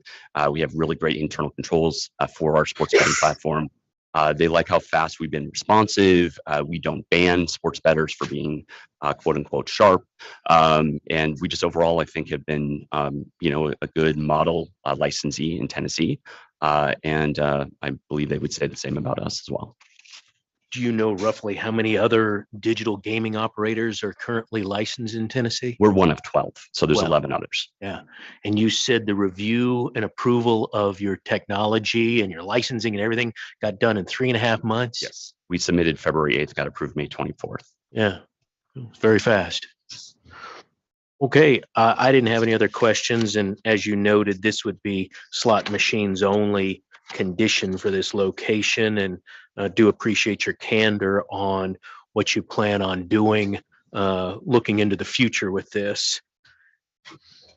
And there'll be other conditions I'm sure you're aware of about surveillance and employee applications. You've seen those conditions? Yes, absolutely. So that's 100% no problem at all for us to follow those. Great. All righty. Thank you. Unless there's other questions or comments from board members, Chair, I do yes, have one more please. question. Sure, absolutely. You're planning to find a buyer for the Big Wheel sublease by the end of 2023. Right? No, I don't think we'll be able to achieve it then. So we had one buyer in mind earlier this year. They backed out. I think again, it was just due to the broader economy. We have 2 prospective buyers that are in the very early stages right now of taking a look at the package and the materials. Our leasehold agreement with Big Wheel ends December 30th, 2023, and we're in the process right now of renewing that with Strategic Gaming Management. I expect that paperwork to be signed in the next 3-4 weeks. That will extend it. We're discussing whether we'll extend it to either December 2024 or December 2025. But either way, that will give us more than enough time to secure a proper agreement, LOI, with a buyer and have them go through the process of getting approved here in Nevada. If worse comes to worse, and we certainly don't hope this happens, if worse comes to worse and we do not find a buyer, let's say over the next 12 months, then obviously we will turn the operations back over to Strategic Game Management, who has a long history of running that property very well. We will not leave any employees hanging. That was the most important thing for me coming to this hearing today. I want to make sure that employees keep their jobs. And so we have plans in place. We will not leave any loose ends untied. We will make sure, whether it's a prospective buyer or turning it back over to SGM, that everything will be left in a good spot. I will take your word for that. Yes, 100%. On the record. Absolutely. Yeah, I would agree with that. And our materials talked about your timing, but very glad to have you say on the record something that's important to us is that these employees will be taken care of. That's important in these communities in Nevada. Sure. And, you lose a few jobs in Las Vegas, it might not make a difference. You lose 7, 8, 10 jobs in some of these other communities in the state. It's a major blow to the community. So really appreciate your commitment to being sure that that doesn't happen. Absolutely. We take very good care of them. They get fully paid for medical, health, and dental benefits. And that we care about that very much. Good. Yeah. Thank you. All right. If there's no other questions or comments, we would entertain a motion on non-restricted number 10. I move to recommend approval of non-restricted item number 10 as read into the record by Secretary Rupert pursuant to the following conditions. The location is limited to the operation of slot machines. The surveillance system must be maintained at or above the standard that is approved, and a key employee application must be filed within 60 days of issuance of the state gaming license and thereafter be refiled within 60 days of any change in the person occupying that position. Okay, Madam Secretary. Member Assad? Aye. Member Watkins? Aye. Chairman Hendrick? Aye. Motion passes. Good luck to you. Appreciate it. Thank you so much for your time, everyone. Have a great day. Thank you. Madam Secretary, I believe that concludes our non-restricted agenda for today. Our restricted agenda is calendared to begin at 11:30 a.m. this morning, so we will be in recess until 11:30. Thank you.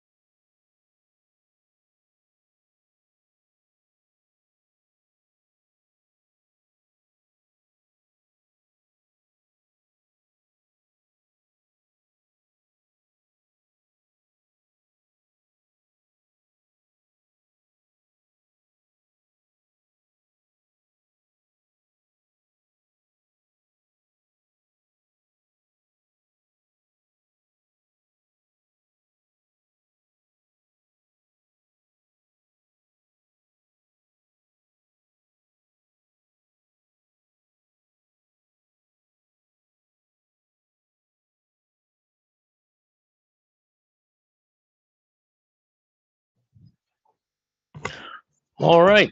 Good morning, everyone. We are back on and prepared to move forward with our 11:30 calendar, which is right now our restricted items. Madam Secretary, please read in restricted number 1. Restricted number 1 is the application of R3G LLC doing business as Ace Liquor for a restricted gaming license, and the application of Rohit Gupta for licensure as a member and manager. Good morning.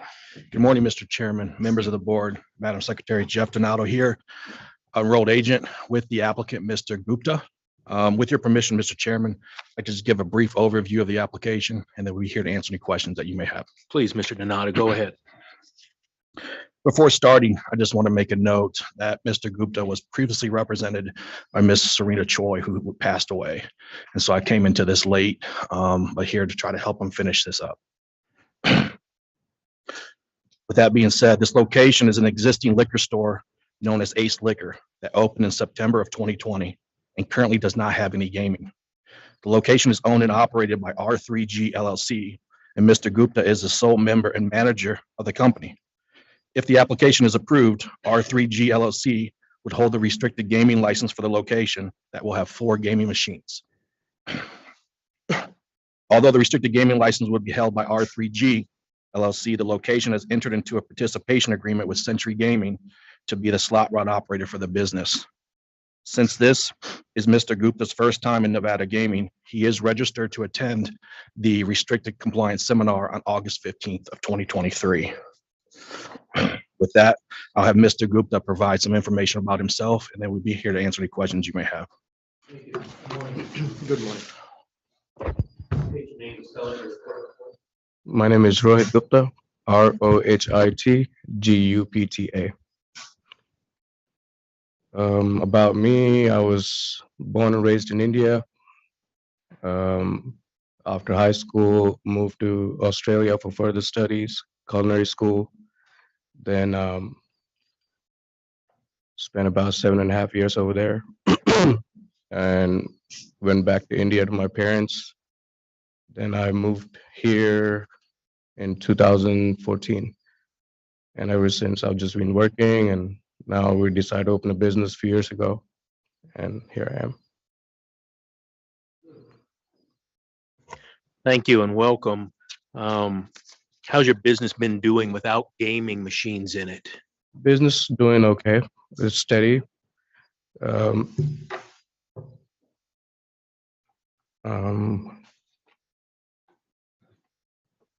At the start, when I opened the business, I didn't know anything about it. So I learned a few things, and gaming was an extra revenue thing I thought that I should add it on to.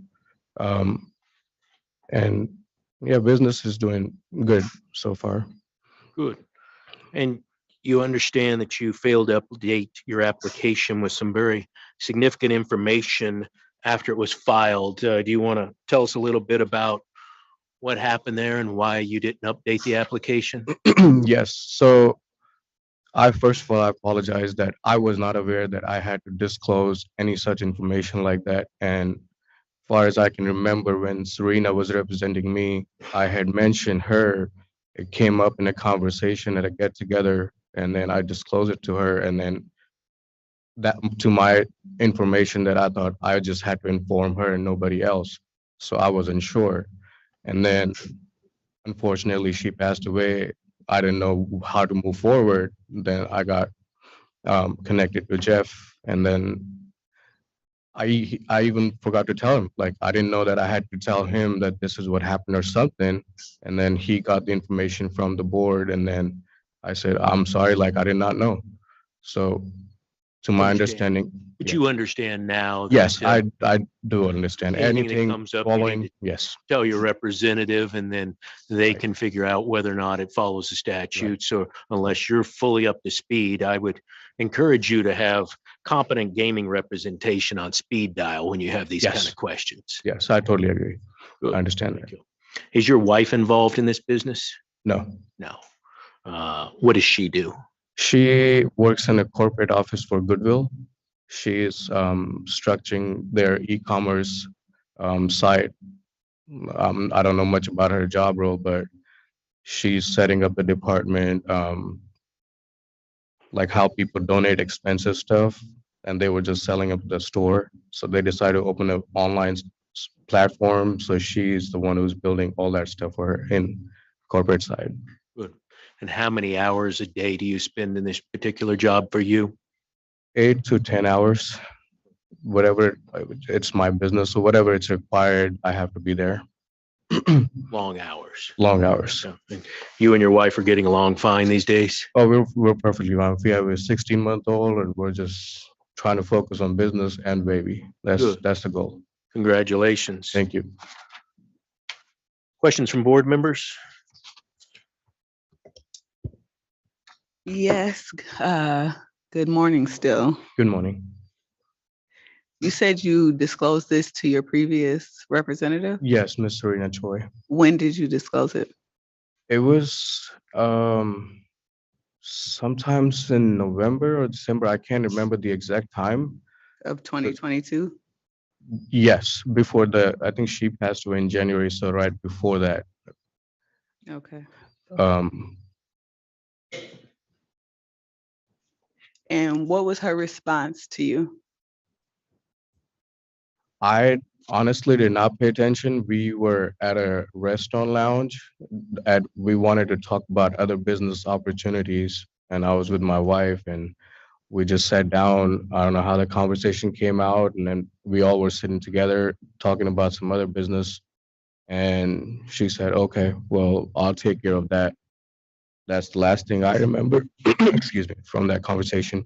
So her response then was, I'll take care of that. Yes. So I was waiting maybe something she will send out to me, or I don't know if she has to inform you. I'm not the, what do you call it, professional. So a conversation came out. I think my wife had a conversation with her or something. And then that's what happened. And I thought she would take care of it. And I didn't know that I had to inform myself to the gaming board since I'm new it's my first time. So.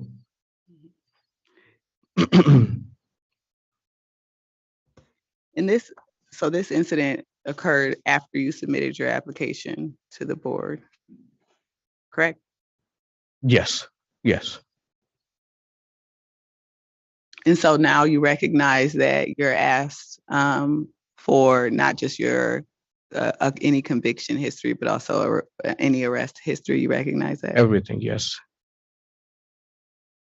And that you should err on the side of disclosure. Yes. All right. Thank you. Thank you. Judge? Yes, thank you, Chairman. This is a great job by Senior Agent Jasmine Jeffries and Supervisor Julia Allen. Everything's pretty straightforward. All my concerns have been addressed regarding the what I consider to be a non-intentional, no attempt to deceive situation there. So I'm in full support of your application. I want to wish you good luck. Thank you. And Mr. Donato mentioned that you have registered for the restricted licensee compliance seminar next Tuesday, correct? Yes. You'll be attending that? Yes. Good. All right. Mr. Donato, anything else you want to add? No, that would be it. We'd just like to thank Senior Agent Jeffries for all her hard work during this application, and Supervisor Allen as well. Thank you. If there's no other questions or comments from board members, I would entertain a motion on restricted number 1. I will make that motion. I move to recommend approval of restricted item number 1 as read into the record by Secretary Rupert pursuant to the following condition. The licensee shall demonstrate successful completion of regulatory compliance seminar for restricted licensees, which is deemed acceptable to the Nevada Gaming Control Board Chair or the Chair's designee within 90 days of the issuance of the state gaming license. This condition may be administratively extended by the Nevada Gaming Control Board Chair or the Chair's designee. Thank you, Madam Secretary. Member Assad? Aye. Member Watkins? Aye. Chairman Hendrick? Aye. Motion passes. Thank you very much. Thank you. Good luck to you. Madam Secretary, restricted number 2. Restricted number 2 is the application of VAR Global Enterprises LLC doing business as Padrinos for restricted gaming license and the application of Vahan Aganakan for licensure as a member and manager. Morning. Good morning, sir. Please name is- introduce yourself and spell your last name for the record. My name is Van Agnikian, the last name Aganikian. I'm the owner of the restaurant called Pedrino's Gourmet Latin Cuisine on St. Parkway in Henderson.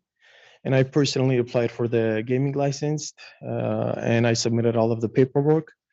It's a brand new development. There was no restaurant at that time over there. So it was tenant improvements. It took over a year to get the permits approved. And when the time comes to open the restaurant, it was in the middle of COVID, February of 2021. It has been a little bit of difficult, but overall it's getting better. And now I'm steady. The business is steady that I can apply for the license because I know it has a future, the restaurant. And that's where I'm at right now. Good. So business is picking up a little bit? It is. Yes, sir. Good. Glad to hear that. Tell me, what does VAR stand for in the company name VAR Global? I'm Armenian. VAR in Armenian means bright, VAR, VAR. So it hasn't been anything bright about it since I opened it, but that's what it means, VAR. Hopefully the future's VAR, Yes, correct? I hope so. Good. That's the intent. Good. All right. Questions from board members? I don't have any questions or concerns, but I would echo the chairman's comments that hopefully the future is bright. Thank you. Thank you, ma'am. Judge. Thank you, Chair. Again, Ms. Jeffries was the agent on this, the senior agent, along with Supervisor Julie Allen. Very straightforward, very good, thorough report. All my concerns have been addressed within the report. I have no questions or concerns, and I'm in full support of your application. It's my understanding that you plan on attending the restricted licensee compliance seminar next Tuesday. Is Yes, that sir. correct? I'm already registered for it and I'm getting the emails for the confirmation, the date, everything is set, 9 Good. a.m. Good, because that'll be a condition actually we're going to make today. Yes, sir. Good. All right. There's no other questions or comments. Do you have anything else you'd like to add? No, sir. All Thank right. you for all of the hard work that Ms. Jasmine Jeffrey did. Everything was very thorough and I used to work for the government all my life in compliance. So I appreciated the work that you did. That's why you were able to do all this paperwork by yourself. Yes, sir. Well, good. Great to have that background. Wonderful. I would entertain a motion on restricted number 2. I move to recommend approval of restricted item number 2 as read into the record by Secretary Rupert pursuant to the following condition. The licensee shall demonstrate successful completion of a regulatory compliance seminar for restricted licensees, which is deemed acceptable to the Nevada Gaming Control Board chair or the chair's designee within 90 days of the issuance of the state gaming license.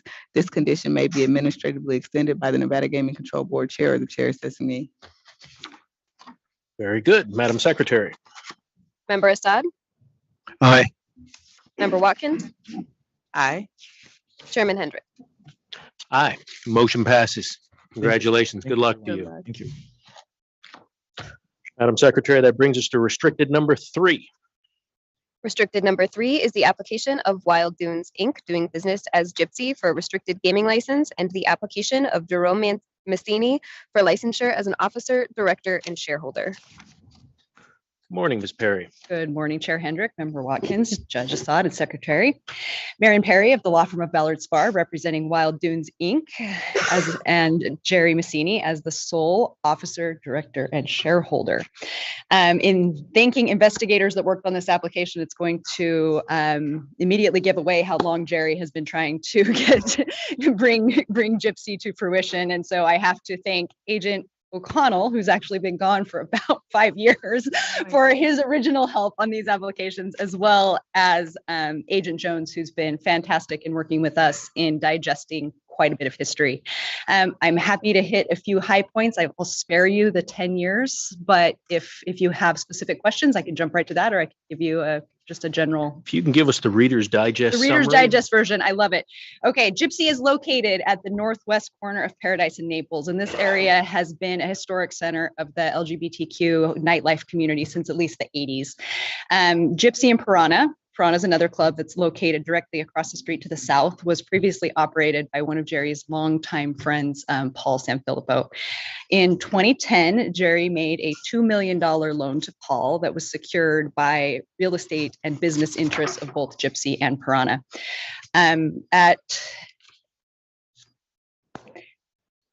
At some point, Jerry needed to get more involved in the business. As many people know, Paul sought redevelopment assistance through the show Bar Rescue. He did not agree with the portrayal of the business, the remodel, or the way that the club was rebranded. So he decided to shut Gypsy down and reimagine the space. Jerry ultimately stepped in and made application to become the operator at Piranha, and he made simultaneous application to take over Gypsy when the remodel was complete. Jerry was approved as a restricted licensee in December of 2014 and has been the restricted gaming and liquor licensee at that location ever since. And Jerry actually hired some senior team members and sent them to the restricted seminar when it first started. And I remember Chief Douglas was trying to figure out what to do with their certificate because it wasn't a condition on anybody's license, but there were these people there who were anxious to learn more about how to comply as new staff members.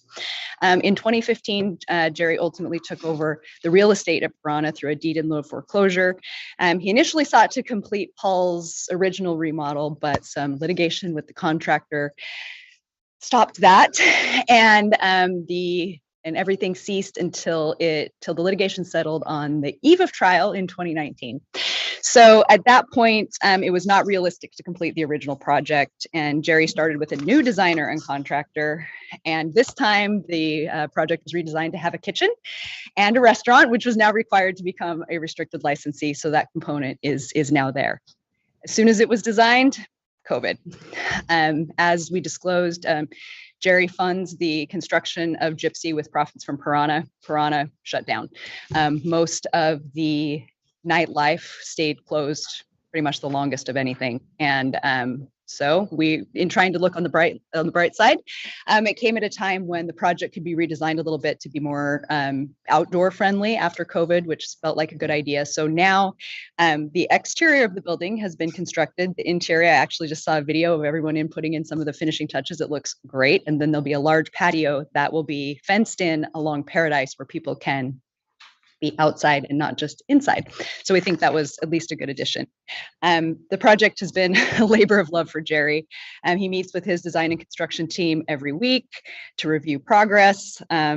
He stayed with it even through hurdles, and I picked some of the big ones here: aging utilities, finding parking, a designated but not yet initiated road expansion project because Paradise is going to apparently get wider at some point in the future, and designing around a lot of permanent easements.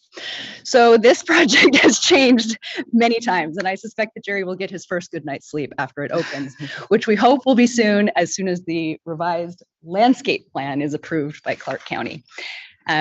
In mentioning Clark County, I really would be remiss if I didn't publicly thank both the business license department there and the planning department who've been able to work with us in this unique situation.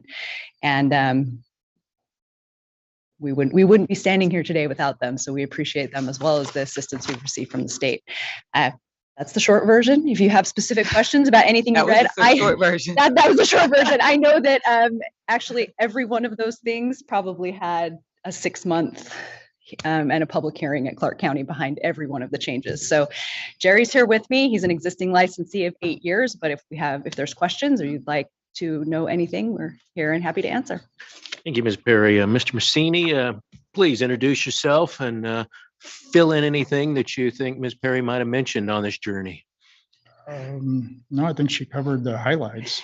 The lowlights. I mean, came here in 1958 with my parents.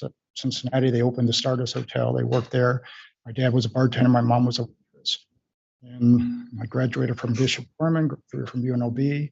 I've had my real estate since 1978. I'm broker owner of Award Realty and running Piranha since 2015. So. And how's that business going? It's very successful. Once COVID got over, everybody wants to go out, and it's doing very well. Good. Good. We're looking for a place to go. Which Yeah. is why we're trying to get, we're motivated to get Gypsy open. Great. Tell me why the application is only for 13 gaming devices, bar tops, rather than the maximum would be 15. At Piranha, we could have stand-up slot machines, like a couple. And so this, it's like one big room. Because when we designed this originally with COVID, money was an issue. So the building itself is about 3,000 square feet. So there's one big bar. And when you look at the bar to have 15 slots, it's like at Piranha, you have a slot machine, but we have another side of the bar that's open. So here, there would be not enough space for drinks if somebody wasn't gaming. So we just spaced it out a little bit. So that's why 13 instead of 15. Gotcha. And you plan on having a cover charge? We don't plan on it, only maybe a special event, but we don't plan on it. Got it. And you understand that you have to post a sign if in case there is a special event and a cover charge, that patrons are aware that they don't have to pay the cover if they plan on playing the machines. It's the LET. We put that up on Prawn all the time, and some people have shown up and said they just want to gamble. So Yeah, so you're aware of the condition. Good. And you plan on opening next month, is that correct? we're planning the first week of October. October. Great. All right. We'll certainly appreciate your commitment to the establishment. It's been a long journey, and commitment of like that is not easy. So we appreciate that. Questions from board members? Good morning. Thank you for the presentation, Ms. Perry. That was very intricate. I appreciate all the background knowledge. Yeah, so congratulations on getting this far, and I'm happy to support the application. I don't have questions or concerns, and good luck with your October opening. Judge. Yes, thank you, Chairman Hendricks. I have no concerns or questions really specifically. Senior Agent Jones and Supervisor Allen and Chief Hoffman have reviewed this, and they find no areas of concern or questions, no derogatory information. You're aware of the conditions, of course, right? And you're in agreement with those conditions. Okay, and you've been previously licensed before. Yes. Right, so I'm in full support of this. Want to wish you all the luck in the world, and I know I've seen your picture on award realty signs all over town, right? Yeah. I have a daytime job and a nighttime job. I knew I recognized that face. Good luck, and wish you well. Thank you. Great. Anything else, Ms. Perry? Thank you. Great. Then I would entertain a motion on this matter. Recommend approval of restricted item number 3. Okay. I move to recommend approval of restricted item number 3 is read into the record by Secretary Rupert pursuant to the following condition. If an equity owner is no longer functioning as a key employee for this location, a key employee application must be filed within 60 days and thereafter be refiled within 60 days of any change in the person occupying that position. And a sign of appropriate size, which has been administratively approved by the Nevada Gaming Control Board Chair or the Chair's designee, must be at the entrance to the location, indicating that the slot machines are available to the public to play and that patrons are not required to pay a cover charge to engage in gaming. Thank you, Madam Secretary. Member Assad? Aye. Member Watkins? Aye. Chairman Hendrick? Aye. Motion passes. Congratulations. Good luck to you. Thank you very Thank much. you so much. Thank you. Madam Secretary, please read in the next restricted item. Restricted number 4 is the application of 95 North Lounge LLC doing business as Lounge 95 North for restricted gaming license, and the applications of Jerome Harry and Danielle Dotto for licensure as a member and manager. Oh, well, good to see you again. Good to see you all again. Dennis Gutwell with the law firm of McDonald Carano. With me is Jerome Harry and Danielle Dotto, and with your permission, I'll have Mr. Harry tell you a little bit about the location and then himself, and then have Mr. Dotto tell you a little bit about himself, and then we'll open it up from there. Great. Thank you. Morning. Good morning. Good morning. I am Jerome Harry. I have a bar downtown for about 8 years, Classic Jewel, that's been very successful. We got 95 Lounge and Centennial, which is an awesome opportunity. Fortunate enough, with Daniela, he owns 2 restaurants, and my background is a liquor bar restaurant. So us coming together has made this quite interesting. It's going to be a nice location. We had a couple concerns with the agent in regards of next door. My background is law enforcement for 8 years at High Desert State Prison. So at my location, I never had maybe one situation in the 8 years that I've been open. And one thing that I train my door people and my security is to make sure our patrons are comfortable and everything is just nice. And when quality people come through, making sure they're getting to their car safely, making sure we got the proper lighting, making sure we got the proper cameras. And I'm very happy about this situation because now we get to have food.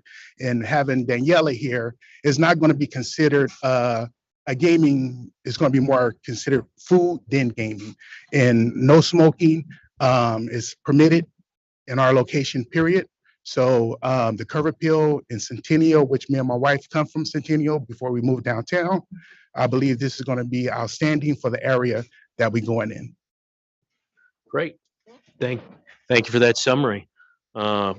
Congratulations on your law enforcement background. I'm sure that'll serve you well in being a bar and restaurant owner. So Yes.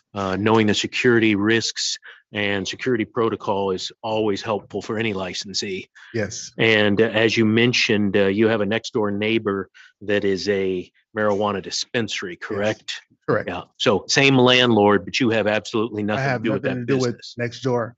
And even with the agent coming out, I was glad she was able to spend a couple hours with me, and I was able to walk her and show her my plan on which I'm taking not only the host, but security at our front door to make sure nothing comes inside of our location. Security is first. You know, everything after that, I just want to make sure the people that live in the community have a nice place to come to, have a nice outing, and be comfortable. So that's my main subject. Good. Are you aware if the landlord owns any part of that dispensary or just leasing the space? Do you know? I'm not sure. Only thing I know is strictly about the tavern and what we doing for as the food. Gotcha. And the landlord doesn't participate at all in your gaming. You just pay a straight lease fee to the Correct. landlord, Correct. non-gaming, Not just straight real estate restaurant, property. tavern. What they do at the gas station or next door has nothing to do with me. So Gotcha. Yeah. as long as they can share the parking lot. Those are important because, as you know, the Nevada Gaming Regulators Policy Committee, formed by the governor several years ago, made quite a few restrictions on what can be done between marijuana, which is still classified as a illegal substance under federal law, and what can be done under gaming in Nevada. So I would familiarize yourself with those rules and regulations if you haven't done so. Yes. But the fact that you're not involved in any of the marijuana business is absolutely important. If your landlord is, that's less of a degree. And if he's not involved in anything other than leasing the property, now we're 2 steps away. So you have very competent gaming counsel here who's extremely aware of all of these marijuana requirements to be involved in Nevada's gaming industry. So Yes. if you have any questions, I'm sure Mr. Gutwall could answer them. Most But definitely. good to know with your law enforcement background that you're paying attention to that. And I noticed you say there's no smoking whatsoever. So it'd be easy to detect if somebody's smoking. Correct. And that was, even coming from when I had the game, he came out and they was just like, Jerome, are you going to have any smoking? I said, it's going to be zero smoking. And if someone choose to want to gamble and they want to go outside to smoke a cigarette, that's on them. But far as clean environment with the food and people, actually Vegas going in a whole different direction and we trying to get away from the smoking. And I think the people that want to come in and don't want to be around that environment, that's going to be good for everybody. Good. Yeah. Obviously, you could detect cigarette smoke or marijuana smoke very Most quickly. definitely. And Most your door people would know that.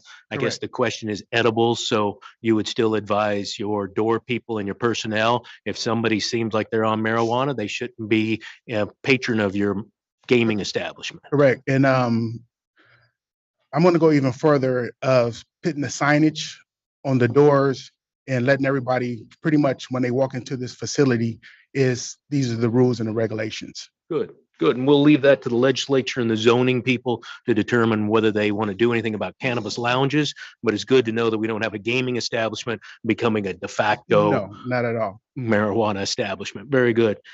Senior Dag McGaw, I believe I went through what our precedent is from the Gaming Control Board and Gaming Commission past history on a landlord situation, which is not participating at all in gaming at a restricted gaming establishment. And it appears that the landlord is also not participating in the revenue of the marijuana establishment. Does that seem consistent with prior board decisions on whether or not this would be a suitable location for restricted gaming? Yes, it does, Mr. Chair. Good. Thank you, Mr. McGaugh. Questions from board members? I'd ask, Ed, in your opinion, why would this be consistent with past decisions? The policy statement says that a Nevada gaming licensee should not contract with or maintain a business relationship with or enter into a landlord-tenant agreement with individuals or entities for the purpose of engaging in the sale, cultivation, or distribution of marijuana. I think based on the facts of this particular case, this is an arm's length transaction between a legitimate landlord-tenant relationship that has nothing to do with the sale. It's not for the purpose of the sale, cultivation, or distribution of marijuana. And just as a note, because the landlord is hosting or leasing property to a gaming licensee, they are subject to a discretionary call forward by the commission. So if there is a problem with the landlord going forward, the commission is certainly able to call that landlord up for licensing. And at that time, it would be another issue that we'd have to deal with. But if that landlord could not get licensed, if they are leasing space to a marijuana business.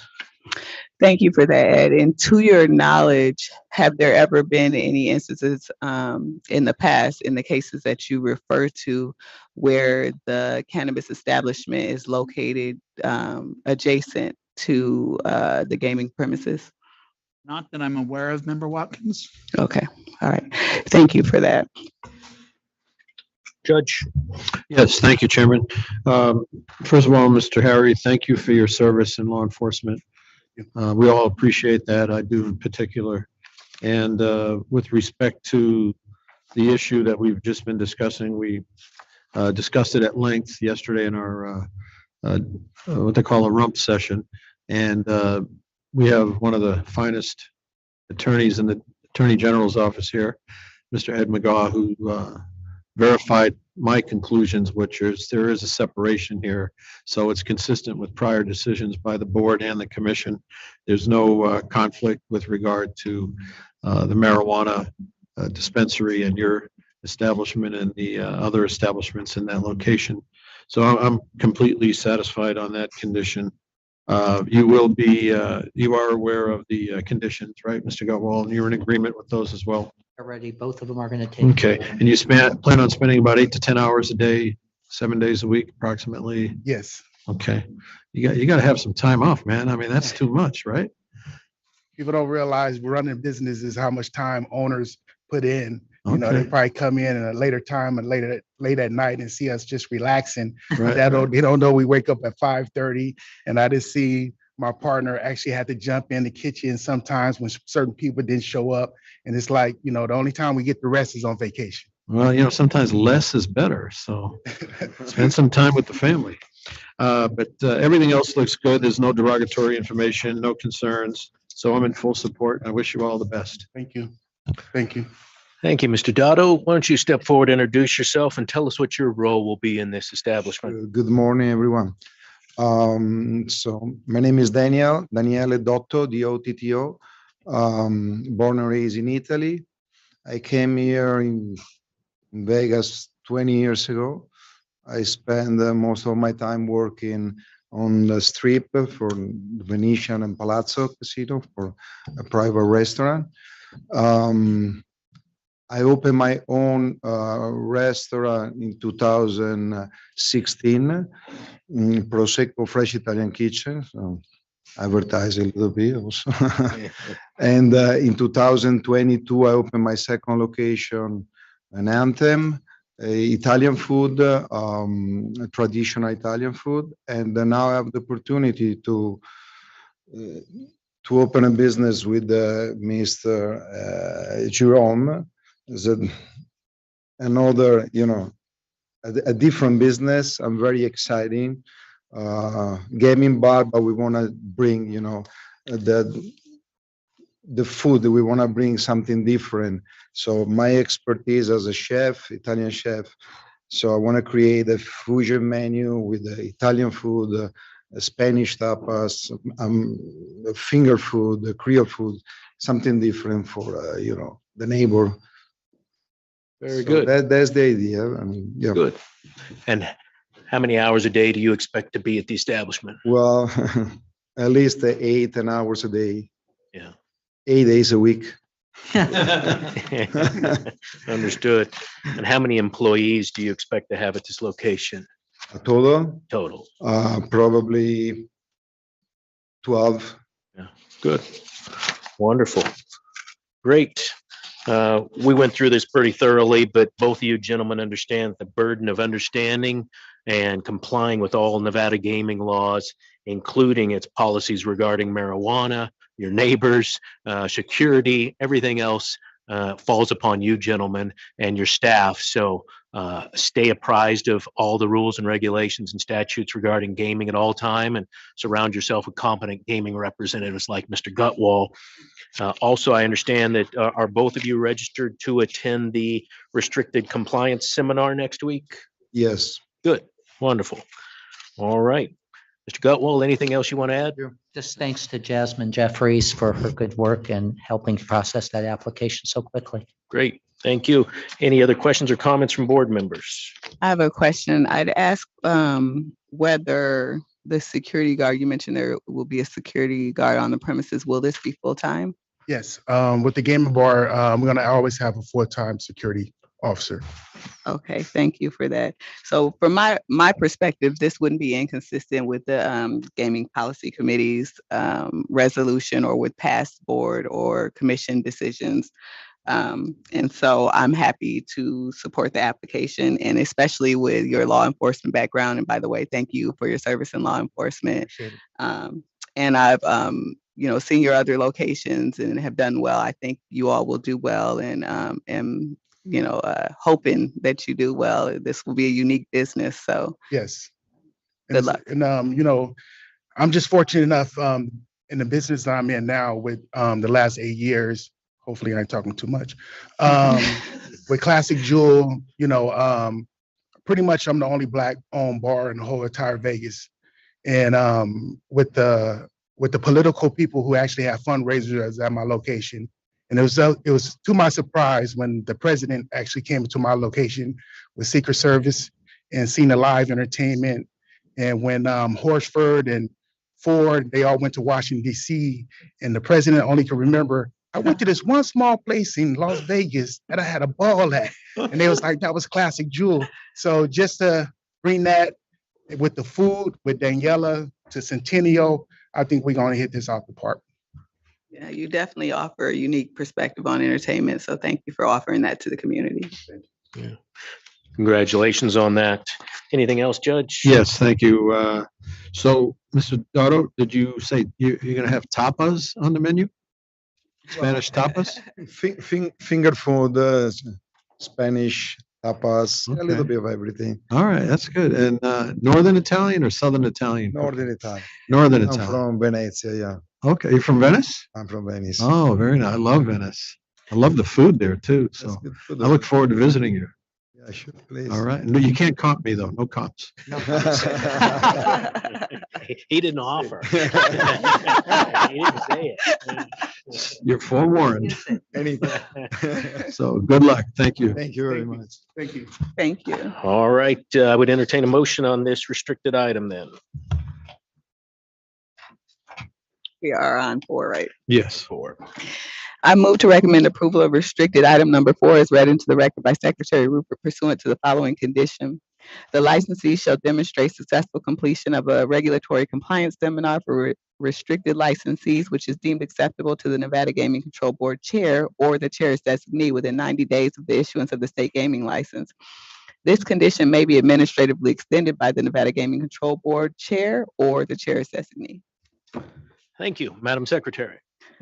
Member Assad? Aye. Member Watkins? Aye. Chairman Hendrick?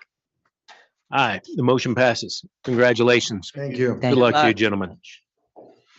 Madam Secretary, that brings us to restricted number 5. Restricted number 5 is the application of Spectre Sunset LLC doing business as Left Coast Gaming Tavern for restricted gaming license, and the applications of Spectre LLC and Preston Rise for licensure as a member or manager as noted on the agenda. Good afternoon, Mr. Donato. Good afternoon, Mr. Chairman, members of the board, Madam Secretary. Jeff Donato here, enrolled agent. With me today is the key employee, Mr. Speckles, and joining us by Zoom should be Mr. Rise, if he is keyed in.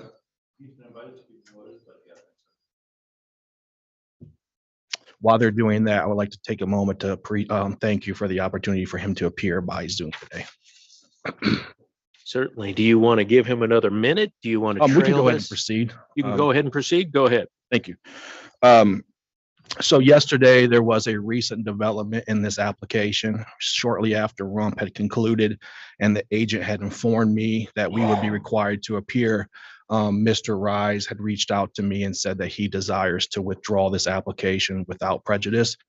So today, as soon as I got that information from the applicant, I immediately notified Agent Lombardo and asked him, gave him the information, and he asked that we appear today and before you request a withdrawal without prejudice. And basically with that, we're here to answer any questions that you may have. Yeah, tell us why the owner of this location doesn't want to move forward with the application. Sure. So is Mr. Rise? Okay. I want to make sure I don't Sure, misdisclose yeah, anything. So we'll wait a second. Thank you. And as part of that withdrawal application, Mr. Speckles was the key employee that we brought forward for that new location. And so in conjunction with the withdrawal of that application, we would request that his key employee application be withdrawn as well. Okay, that's not on our agenda today, so we won't be able to do that on the record for open meeting law purposes, but you can deal with that through the administrative division and the licensing division. Sure. Would you like to provide some information? Sure. Okay. So we'll have Mr. Speckles while we're waiting for Mr. Rise to provide some information about the recent transaction or the recent development. Good afternoon, Mr. Speckles. Go ahead and introduce yourself. Spell your last name for the record. Hello, good morning. My name is Donald Speckles. Last name is Speckals. And if you could tell us if you know why is there a request to not move forward with this application? Yes. This is Preston Rise. Can you guys not hear me? We can hear you now. Can you hear us, I've sir? been on the whole time. I don't know what I've been doing wrong. Okay, go ahead and introduce yourself. Spell your last name for the record. Certainly. Preston Carter Rise. Last name is spelled R-I-S-E. Good, thank you. So, did you hear everything that happened? We just couldn't hear you? I believe I did, yes. I had to dial, Okay. I dialed out and dialed back in, but I think I heard everything. Okay, so Mr. Donato explained that he had filed a request to withdraw this application yesterday afternoon, which we have received. And the question on the floor is, what has happened since you filed the application and then yesterday your request to withdraw the application? We've been operating our restaurant as a restaurant tavern, gaming tavern as a Hooters until the end of last year. And when we filed, we were still a Hooters. But based on the changing mores of society and frankly, the changing mores of me and my family, it became to a point where I was uncomfortable being associated with Hooters and, what has come to be viewed as a misogynistic establishment and something that where we felt that 80% of the customers in the city weren't willing to come in. I think probably when my mother-in-law asked me if it was a strip club was probably the end of the line for me. So we decided to default on our franchise agreement with Hooters and go as an independent. So we've been doing that since December as Left Coast Gaming Tavern, and unfortunately, it just hasn't worked. Shockingly, honestly, we're doing half the food sales we were doing as a Hooters, despite appealing to 5 times as many people. And we've reached a point. I've been the last few years we've been making good money at the business, but since we changed the name, I've been putting business every month to keep it afloat. And we've just reached a point where we can't continue in this economy to put money into the business. And so we're not in a position where we can fund the acquisition. Understood. Thank you for that explanation. Are you planning on, obviously you wouldn't have gaming at the location. Are you planning on shutting the location down or restructuring? What is your plan? I think it's likely we'll be shutting down, but we haven't made a final decision on that. We're in talks with Golden Gaming and others to see if there's a way to salvage something out of this. But we're in a point where I'm just not willing to fund additional money into the business. Understood. Clarification, Mr. Chairman, the location is not currently operating by the new owner. So if there were to be approval, then they were going to close on the business and take over at that time. So it's still being operated by the prior owner or the current owner's operations. Understood. Add a little bit of color for that for me. I don't recall seeing that in my materials here. Who's running the actual? It does have a liquor license at this point? It does. So it is a tavern license that has a Clark County liquor license and state and county gaming license. And then upon the approval of this application, the way we were going to move forward was there's going to be a closing. I believe it was going to be on October 1st. At that time is when the transition would take place. So the seller is still operating the business and it's still operating today. Understood. And who has the current liquor and gaming licenses? The seller. Seller. And the name of the seller? Blue Ox, something to that effect. Understood. Yes, I have that in my materials. I'm sorry. Okay, so the plan is, Mr. Rise, that you are not prepared to go forward with the sale at this point, so you don't want to move forward with the gaming application. Is that correct? Yes, that's correct. Okay, I think I got it now. Questions from board members? Yes, Mr. Rice, are you able to turn on your video? I'm sorry, I'm not. I barely seem to be able to operate it as a phone. Honestly, the first 5 minutes I was trying to hit the mute button and get the thing to unmute. Okay, thank you. So I would follow up on the chair's initial question by asking, why didn't the request to withdraw come sooner than yesterday? This was when we made the decision, that I wasn't in a position to put more money into it, honestly. We spent a decent amount of money on due diligence, on Mr. Donato's fees. We've been spending money on this, and we've reached a point, with our existing business where I'm not comfortable putting more money in. And so you just decided that last night? It was a decision made over the weekend through Monday and Tuesday. There was, discussion involved. Obviously, it was not a happy decision for anyone. Okay, thank you. Judge? Thank you, Chairman. I don't have any questions. Tell me, Mr. Rise, your other location is on South Rainbow. How's that location doing? Poorly. And for clarification, Mr. Chairman, that was the location he was referring to about debranding from Hooters and moving from Left Coast Gaming. So that location is currently operating as a Left Coast Gaming. And that's when his comments were made. He was referring to that business on Rainbow. So what is this? Is this still Blue Ox? On Eastern Avenue. This would be a new location and would have been his second location. Understood. Under the same name, but the Rainbow location is already called Left Coast Gaming Tavern. That's correct. The plan was to have the Eastern location be the same name. Correct, as a second location. Got it. Understood. And there is gaming currently at the South Rainbow location? Yes. Good. Is that a space lease? I believe they hold a license at that location. They have the license. Okay. Very good. Chief Hoffman, did you have any questions or concerns about accepting this withdrawal during the meeting, or would you have prefer that we refer this matter back and handle it administratively? Since we have the request in writing, I prefer to just take care of it now. That would avoid the administrative withdrawal process, which would take a little bit of manpower. Okay. Any other questions, concerns from board members? Seeing none. None by me. Mr. Donato, anything else you need to add? That is it. Just want to make sure it's withdrawn without prejudice. Understood. Then I would entertain a motion to withdraw without prejudice if one of my colleagues wants to make that motion. I will make that motion. I do want to note, though, on the record that I do have a bit of concern as it relates to the timing of the withdrawal happening so close to our meeting today. But I don't have enough concern that I'm unwilling to move forward with the withdrawal. So I just wanted to know that.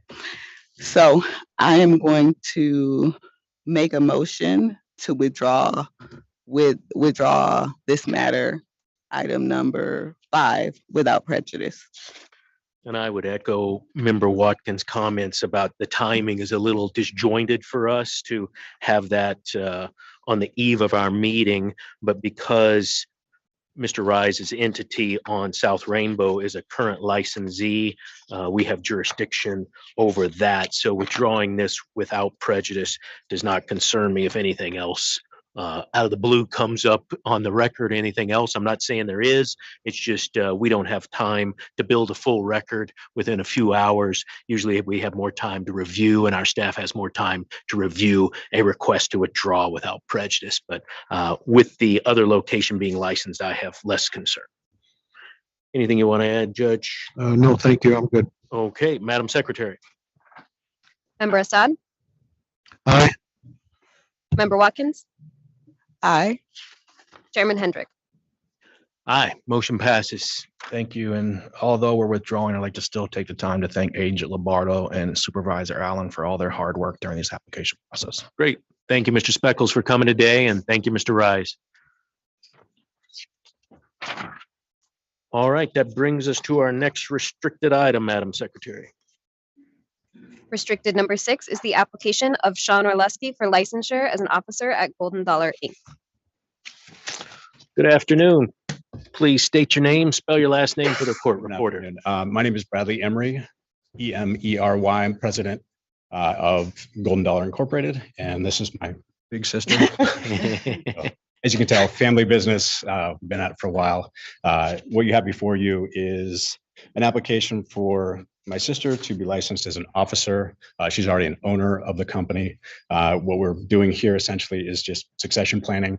Mom and dad who have worked very hard and get emotional about it. Good. Me too, just amazing, saying it. amazing people. It showed us the way. They're stepping back and enjoying their later years in life. And so really what we're doing is just kind of creating some consistency in the business and kind of giving me a little bit of help on the side. Should something happen to me, we've got some continuity of the business as well. And other than when she used to beat me up, she's a pretty high character person. So You didn't do it too bad. Very good. I got bigger than her. I just repainted you red Yeah. once. Thank you, Mr. Emery, and congratulations on the family business.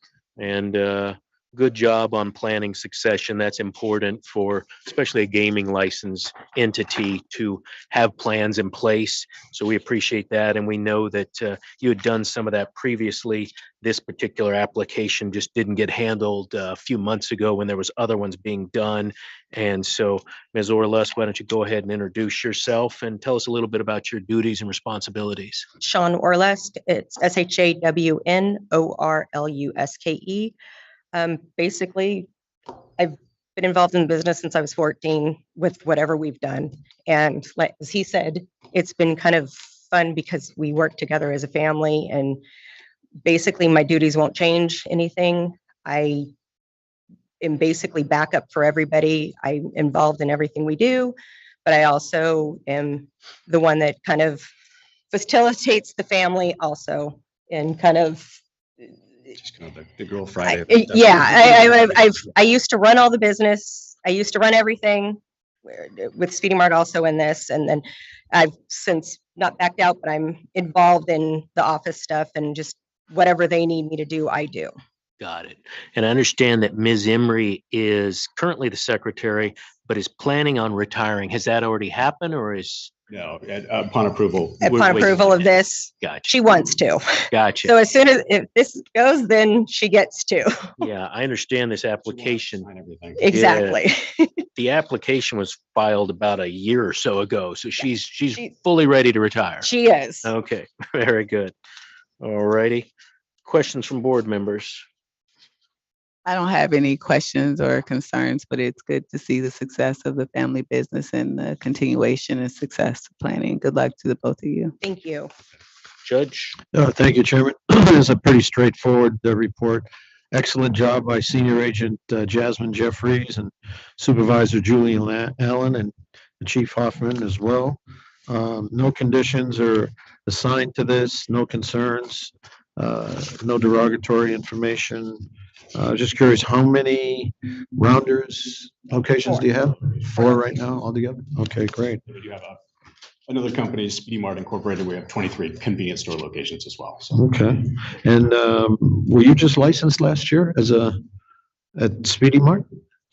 As a secretary? For an additional location that we opened. Okay, very good, very good. Yeah, no, I'm in full support. I wish you well.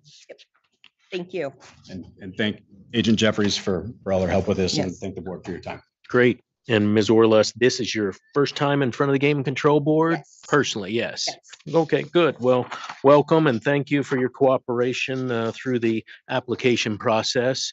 And again, we wish you and your family the best of luck and a big contributor to our community with all those locations, the employees that you hire. So thank you for that.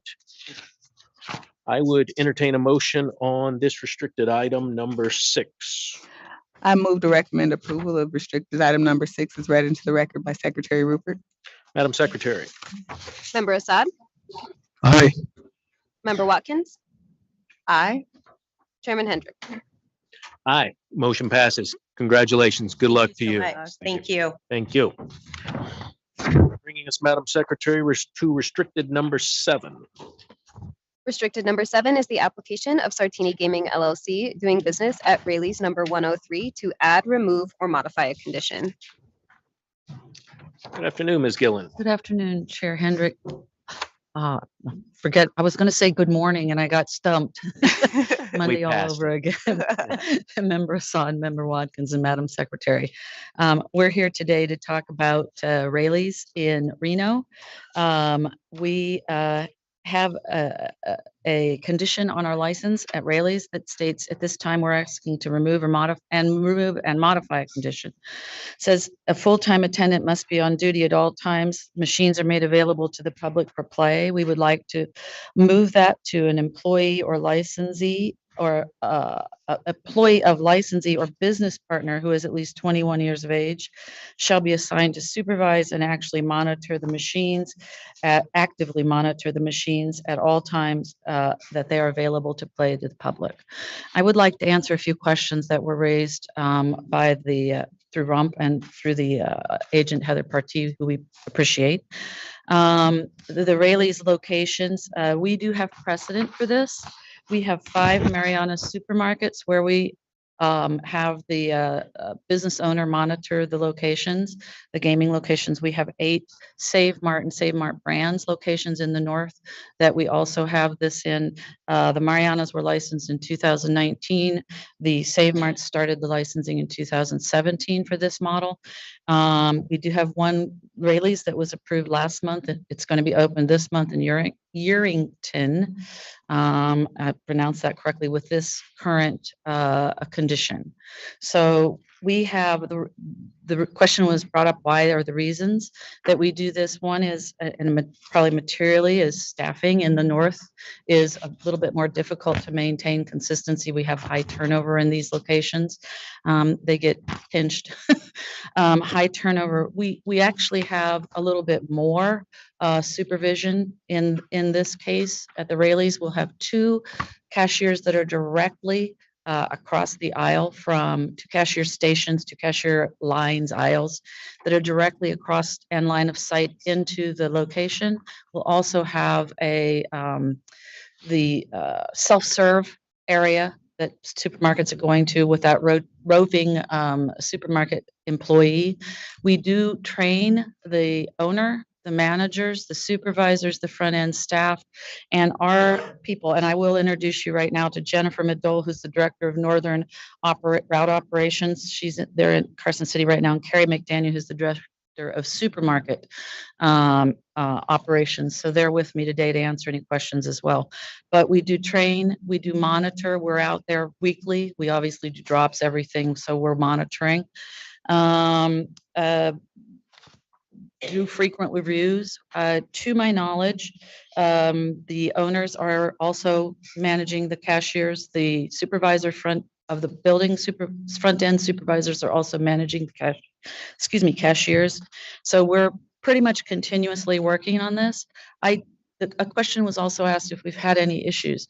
They've been going since 2017. To my knowledge, we did have one in March at a Save Mart, first one that I'm aware of at Save Marts on the 8 locations since it licensed. We did have somebody who called out. It's a little bit more prevalent today, but somebody who called out.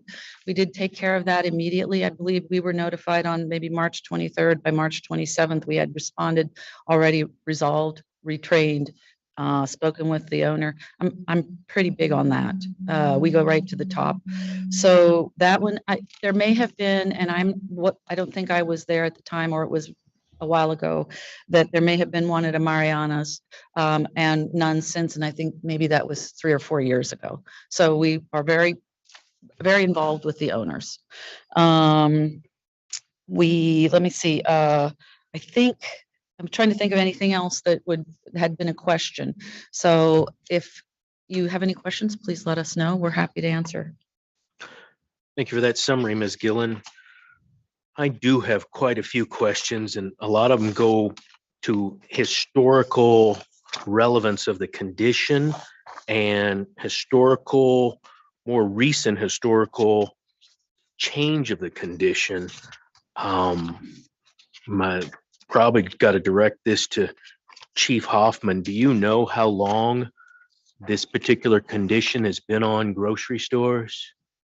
As long as I've And that would be? All right. You just dated yourself. This is to you, Chief Hoffman, or maybe to Senior Dag McGaw. The reason for that condition being put on grocery stores versus convenience stores would be what? It's my understanding, and Ed can weigh in on this well, but from what I've seen, most of the grocery stores where there are the machines available, they're in a separate alcove, and they're not necessarily visible from the cashiers. Whereas in a convenience store, they're usually along a wall where the cashier can easily see them from behind the counter where they're working, and the cashier stationary and able to keep a good eye on the machines. Whereas, the ones I'm familiar with in the alcove, you need another pair of eyes to look at all that and to make change and that kind of thing as well. That makes sense. Thank you, Chief. Chair, if I can add, there are Please. a number of machines at a grocery store are higher than at a convenience store, and probably the volume of business and the level of business is more different than at a convenience store. So there's a distinction between a convenience store and a grocery store.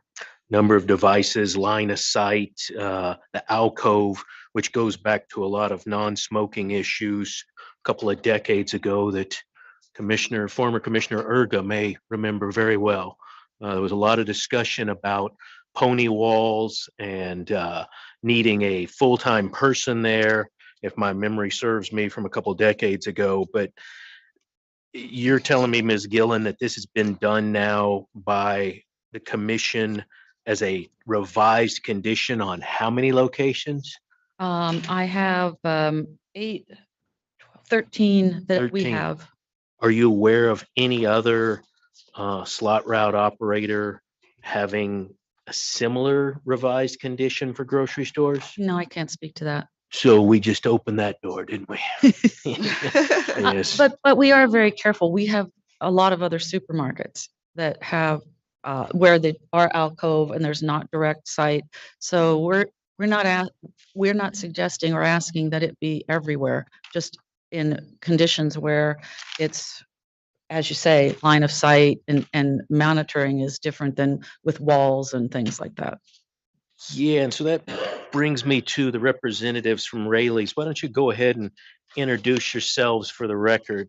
These are Sartini employees. Sartini Yes, that representatives, I'm manage sorry. this, that manage they have the responsibility for these locations. For the Rayleigh's Yes, locations. for the Go Rayleigh's ahead. locations. Okay, so please introduce yourself for the record. Good afternoon. My name is Carrie Daniel. I am in charge of the grocery stores in all of Northern Nevada. I have a team of 4 managers who go to these grocery stores on a daily basis to check in with the management, to make sure that their team is adequately monitoring the locations, to make sure that they are doing their due diligence. All of this location in particular has direct line of sight. It is a very good grocery store. Their cashiers have been there for years and they know all of their gaming guests very well. Generally at this location, they always have 2 cashiers up in the front. For the busier afternoons, they have about 5 or 6 cashiers, all of which have direct line of sight into all areas of this particular gaming area. It is a small little alcove, but it is directly across from the slot machines and completely open for line of sight. Yeah, thank you for that. And that was my next question. Looking at the diagrams here, if the 2 cashiers directly outside of the alcove are working, it would appear that they could see I think this one only has 8 devices, if I'm correct. But what if the cashiers further up to the top of the page, I don't know which direction that is geographically, but do they never open the upper cashiers without having the lower cashiers open? So their main cash register, because of ADA compliance, we have marked that as their main point of supervision. That, because of ADA, has to be opened at all operating hours of the grocery store. Well, that's good. That's good to know. Thank you. Then the self-checkout person, you were saying, Ms. Gillen, kind of monitors those, but also can see into the alcove gaming area? Roaming. Roaming, you know. So there would never be a time that the gaming devices are open for play that there wouldn't be a cashier with line of sight. That's the rule. Yeah, and we had the situation where one of the properties had a dedicated person to the gaming area that called in sick, and then the location didn't have somebody to fill in. But this would be a different scenario because the cashier has to be available when the store is open for ADA purposes. Correct. Gotcha. Okay, that gives me a little bit more comfort level. Tell me what the cashier, while they're checking out people's groceries, what are they, the term and the condition is actively monitoring. What are they actively monitoring while they're also checking out groceries? Well, they have line of sight. So in between some bagging or whatever, I mean, they're trained to turn around, pay attention, etc. While the grocery stores are busy, it's not like they're, unfortunately, I guess, 25 people in each location all the time. So the business comes and goes.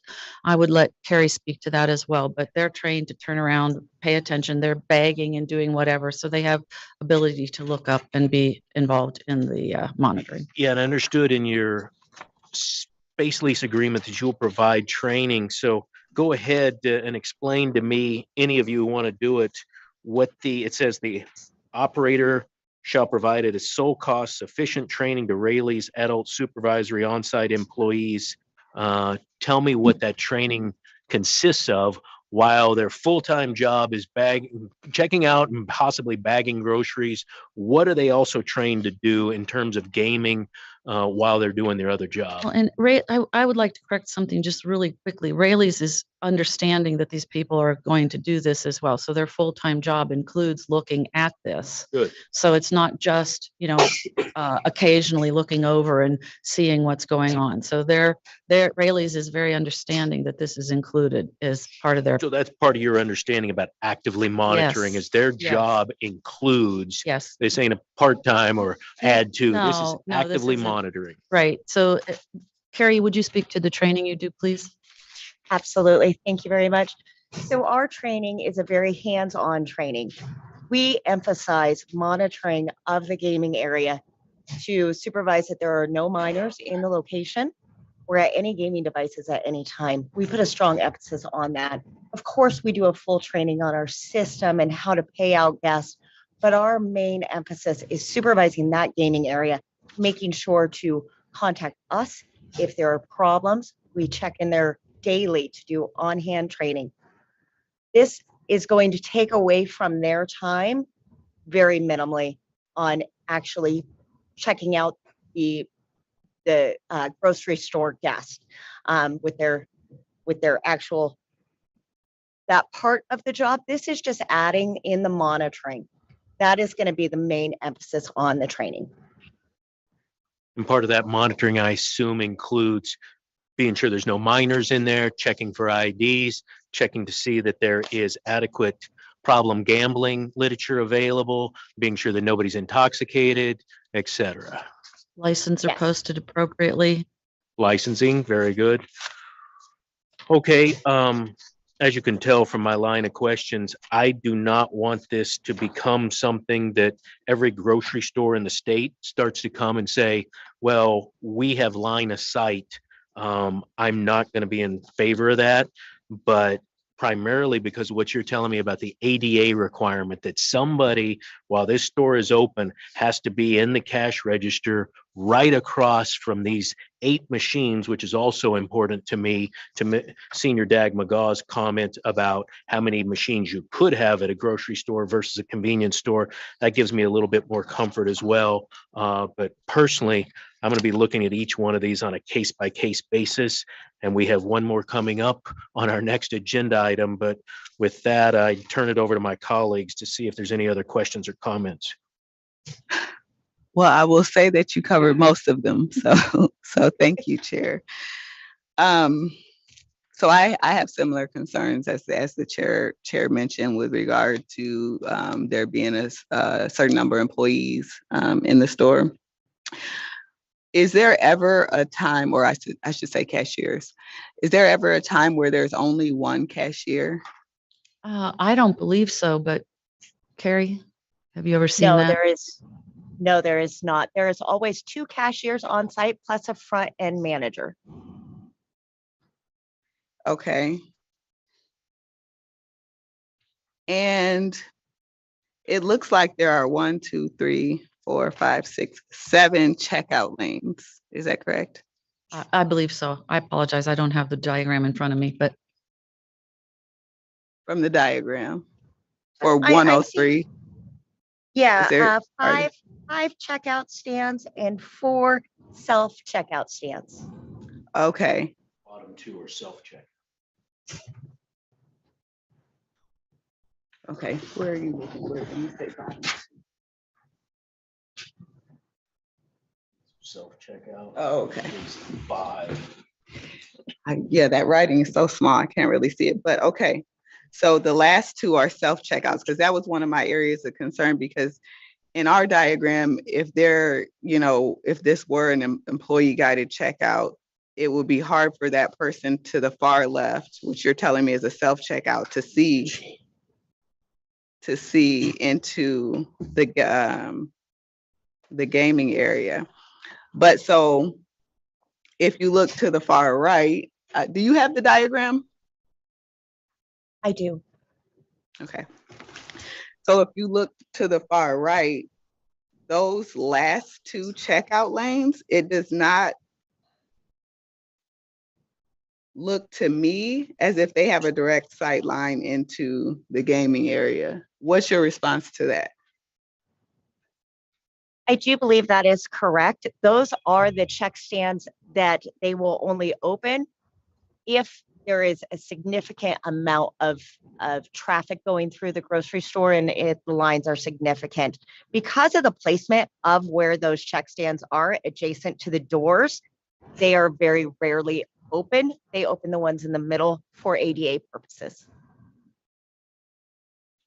And then I would say that the third one from the right is even questionable as to whether or not they have a direct sight line into the entire gaming area.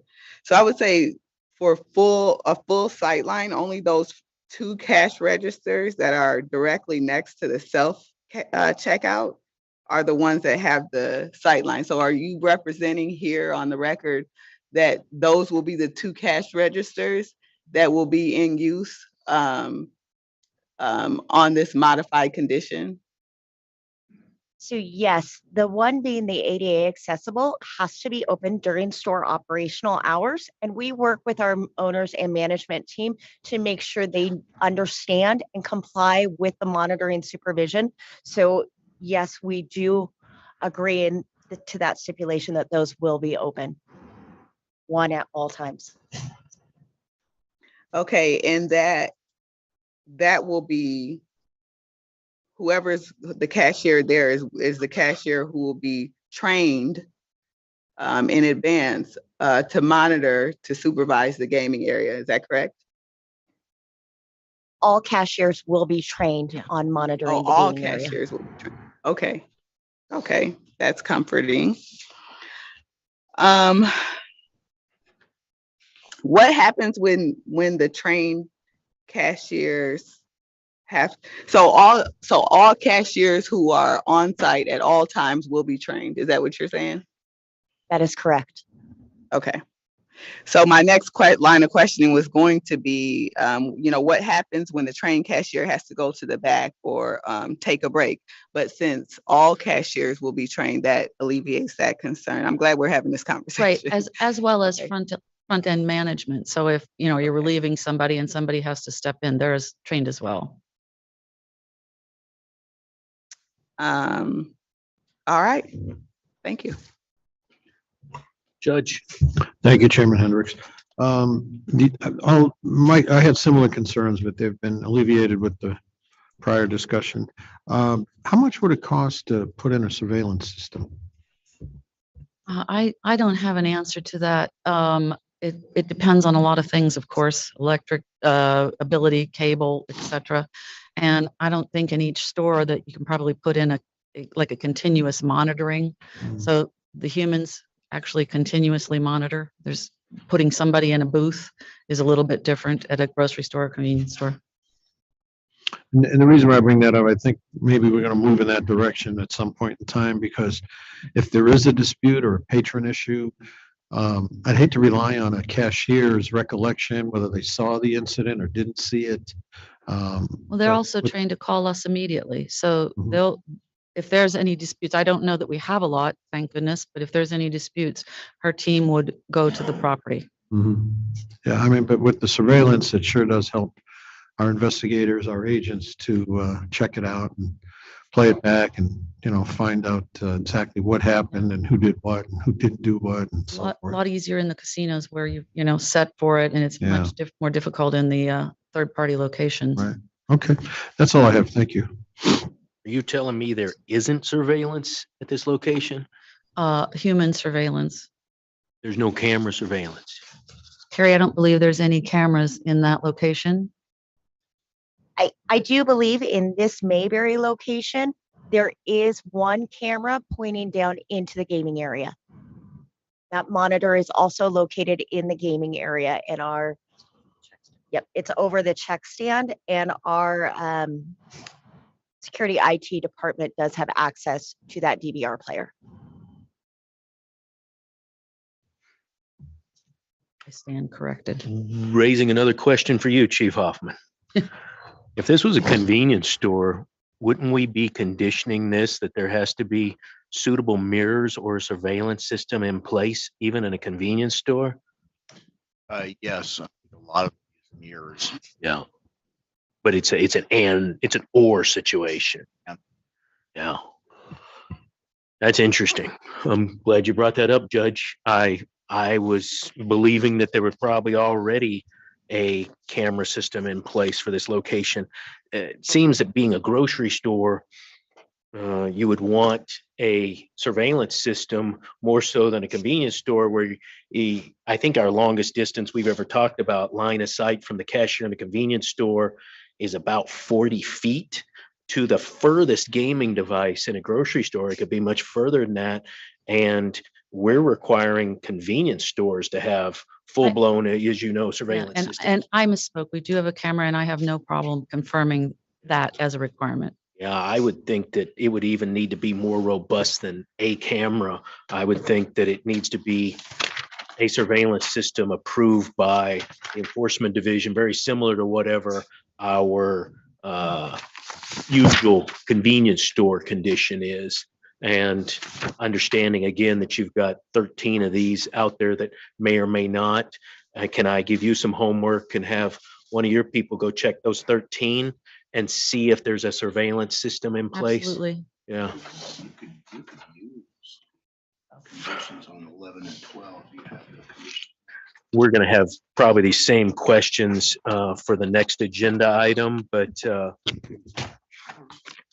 is there anything else you wanted to add on this particular location? No, I appreciate it at this point. Any Good. additional questions, let Good. us know. And then just again, for the record, I want to make it clear for this particular location that I'll be supporting in favor of it and voting in favor of it as a recommendation of the commission based on the fact that an ADA compliant cash register has to be open, which happens to be in this particular location geographically situated right outside of the alcove. So that ADA cashier location can see straight into this location, which is currently licensed only for 8 machines. And I would also be supporting a surveillance system approved condition, which hopefully we can find some wording for that, which is standard to convenience store location. Does that make sense, Ms. Gillen? That's acceptable. Okay, good. Any other questions from board members? None by me. Thank you.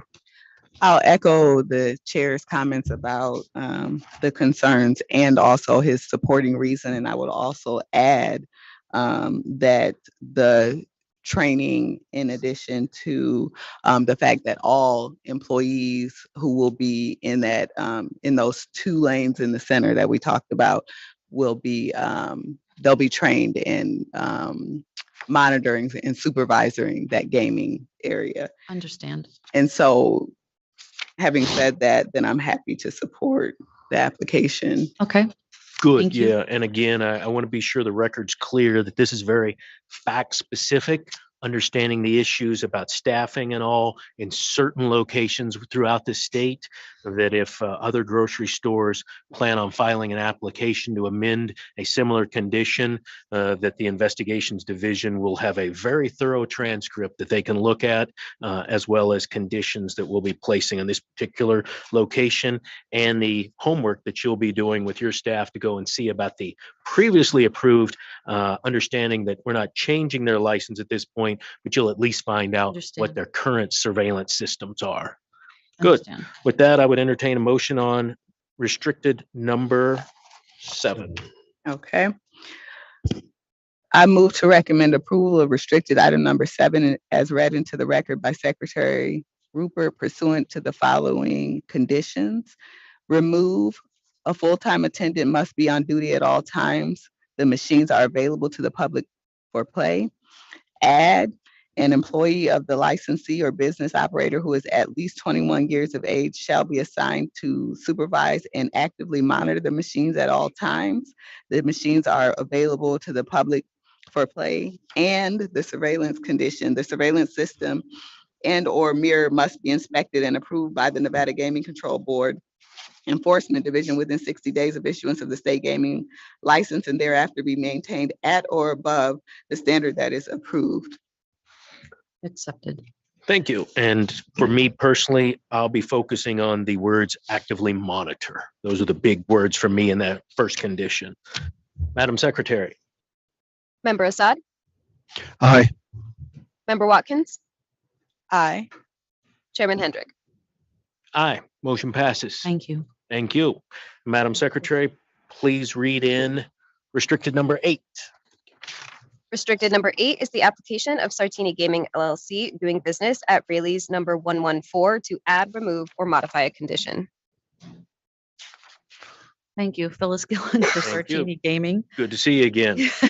You want to tell us a little bit about this location? Yes. Would you like me to repeat the request? We're asking to modify a condition from a full-time attendant must be on duty at all times. Machines are made available to the public for play.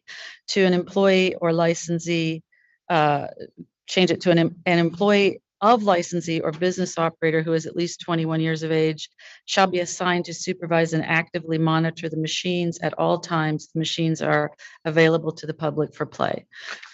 With that, I will, Carrie, would you please describe this location? Absolutely. Thank you once again. This location is also a Rayleigh's. It is where this gaming area is. It is once again directly in front of the ADA accessible check stand. This location is a bit larger of a grocery store, so it does have a few more check stands available. Directly in front of it is the ADA, and next to it is the self-checkout. This location has higher volume, so it generally has about 3 cashiers in addition to the self-checkout kind of wandering employee, all of which will be trained with for monitoring of the gaming area, as well as all their management and front end staff. Thank you for that explanation. Thank you for the explanation. I'd like to incorporate everything we discussed in number 7, restricted number 7. So if anybody's ever reading this transcript, please go back and read everything we just talked about in restricted number 7 as well. But focusing on this location, which you were just mentioning about the ADA checkout lanes, do we have confirmation again that once this store is open at all times, does that ADA register have to be manned and worked by an employee? Yes, it does. Okay, so that ADA location, is that the one closest to the self-checkout, or is it the one next to that, the second one? So what you're seeing on the diagram right next to the self-checkout is, well, it's kind of where you get your sodas and your waters. Then it has a little barrier, and then it is the first checkout stand. So that first column you're seeing is where you get your candy bars and your soda pops. And then the next one is actually the check stand, and that one is ADA. Understood. And then we have a second diagram that shows that particular point of sale, which we will call the ADA point of sale, has line of sight in. Is that, can you tell me how large this pony wall is? Are they looking directly into the back of the gaming devices? Are they seeing people's faces? This one's a little bit different configuration than the item in restricted number 7. Are they able to see all of the players? They are able to see all the players. There is a small pony wall there. It's, I'd say, about 3 feet high. It goes up to about my hip, so maybe 2.5 feet. And then it is full glass, so they can see directly in. You'll see that they are facing 4 of the players and the others are to their back, but they do watch everybody going in and out of that area. That opening is directly in front of that cashier's stand. Good. And does that employee, let's assume there's only one cashier working, that cashier, I'm sure, has to stay at their cashier position. If there's a roaming person or somebody else, do they actually go into the gaming alcove, look for trash, bottles, children, whatever else may be hanging out in there? They do. That is part of their new requirement under this agreement with Rayleigh's, is to take on the supervision and the gaming area to go in there and maintain it. Okay, and something I didn't ask on the last item, if there is nobody to monitor these machines, how is it closed? Is there a closing gate? You said this has glass to the top. How do they close it off and turn off the machine so nobody can play them? They contact us and we turn off the games if there is any need to. And we do have somebody available to do that 24 hours a day. The hours in this location are from 7 a.m. to 10 p.m., but we are available 24 hours a day. So do your personnel turn them off every night at 10 o'clock, or does the store do that, or do they stay on? There is nobody in the stores, and they can just leave them in service. There is nobody in the stores while they're closed. Okay, Chief Hoffman, does that make sense to you? Grocery store closes at night, locks the doors, but they don't have to turn off the devices. I think it does make sense. I mean, there might be some stocking overnight or whatever, but they'd be employees of the business. Employees, correct. Yeah. Public doors are locked. Yeah, good. Okay. Same question about training. You train all of the cashiers at this location. That is correct. Good. All right. Questions from board members? How often are Sartini personnel going out to these locations? Carrie, you said every day? A minimum of every day. We have a very large team as well as a drop team. We drop the machines once a week. We have technicians who are in there if there's a problem with the game. And then we have a staff that's designated to go to these locations once a day. And how much time are they spending around? How much time? It depends on what we encounter when we go in. We check with the managers. Whatever manager happens to be on site, if it is the store manager or the assistant manager. We also touch base with the front end manager. We're generally there a minimum of a half hour, sometimes longer, depending on what kind of training we could be doing. If they have a new employee that we need to spend time with. Okay, thank you. Judge. Thank you, Chairman Hendricks. I would just follow up on the surveillance. Can you tell me what kind of surveillance system they have, if any? I will let Carrie answer that. Carrie, can you confirm? Absolutely. Both both the grocery stores have full surveillance, and they do have surveillance into the gaming area. In addition to that one camera that I had spoke about before, that is in place by us, but there is multiple cameras from the grocery store showing into the gaming area. So they would cover all 9 machines? Yes. Okay. All right. Thank you. All right. Despite that, and I thank you for that the store has surveillance, I'm going to request the same condition for this location, that we be sure it's up to the standards that we would require certainly of any convenience store. And so, Ms. Gillen, if we add that, I'm sure your very people can check acceptable. on it. And if it qualifies with the enforcement division that they believe the current system is fine, we should be in good shape. Acceptable. Great.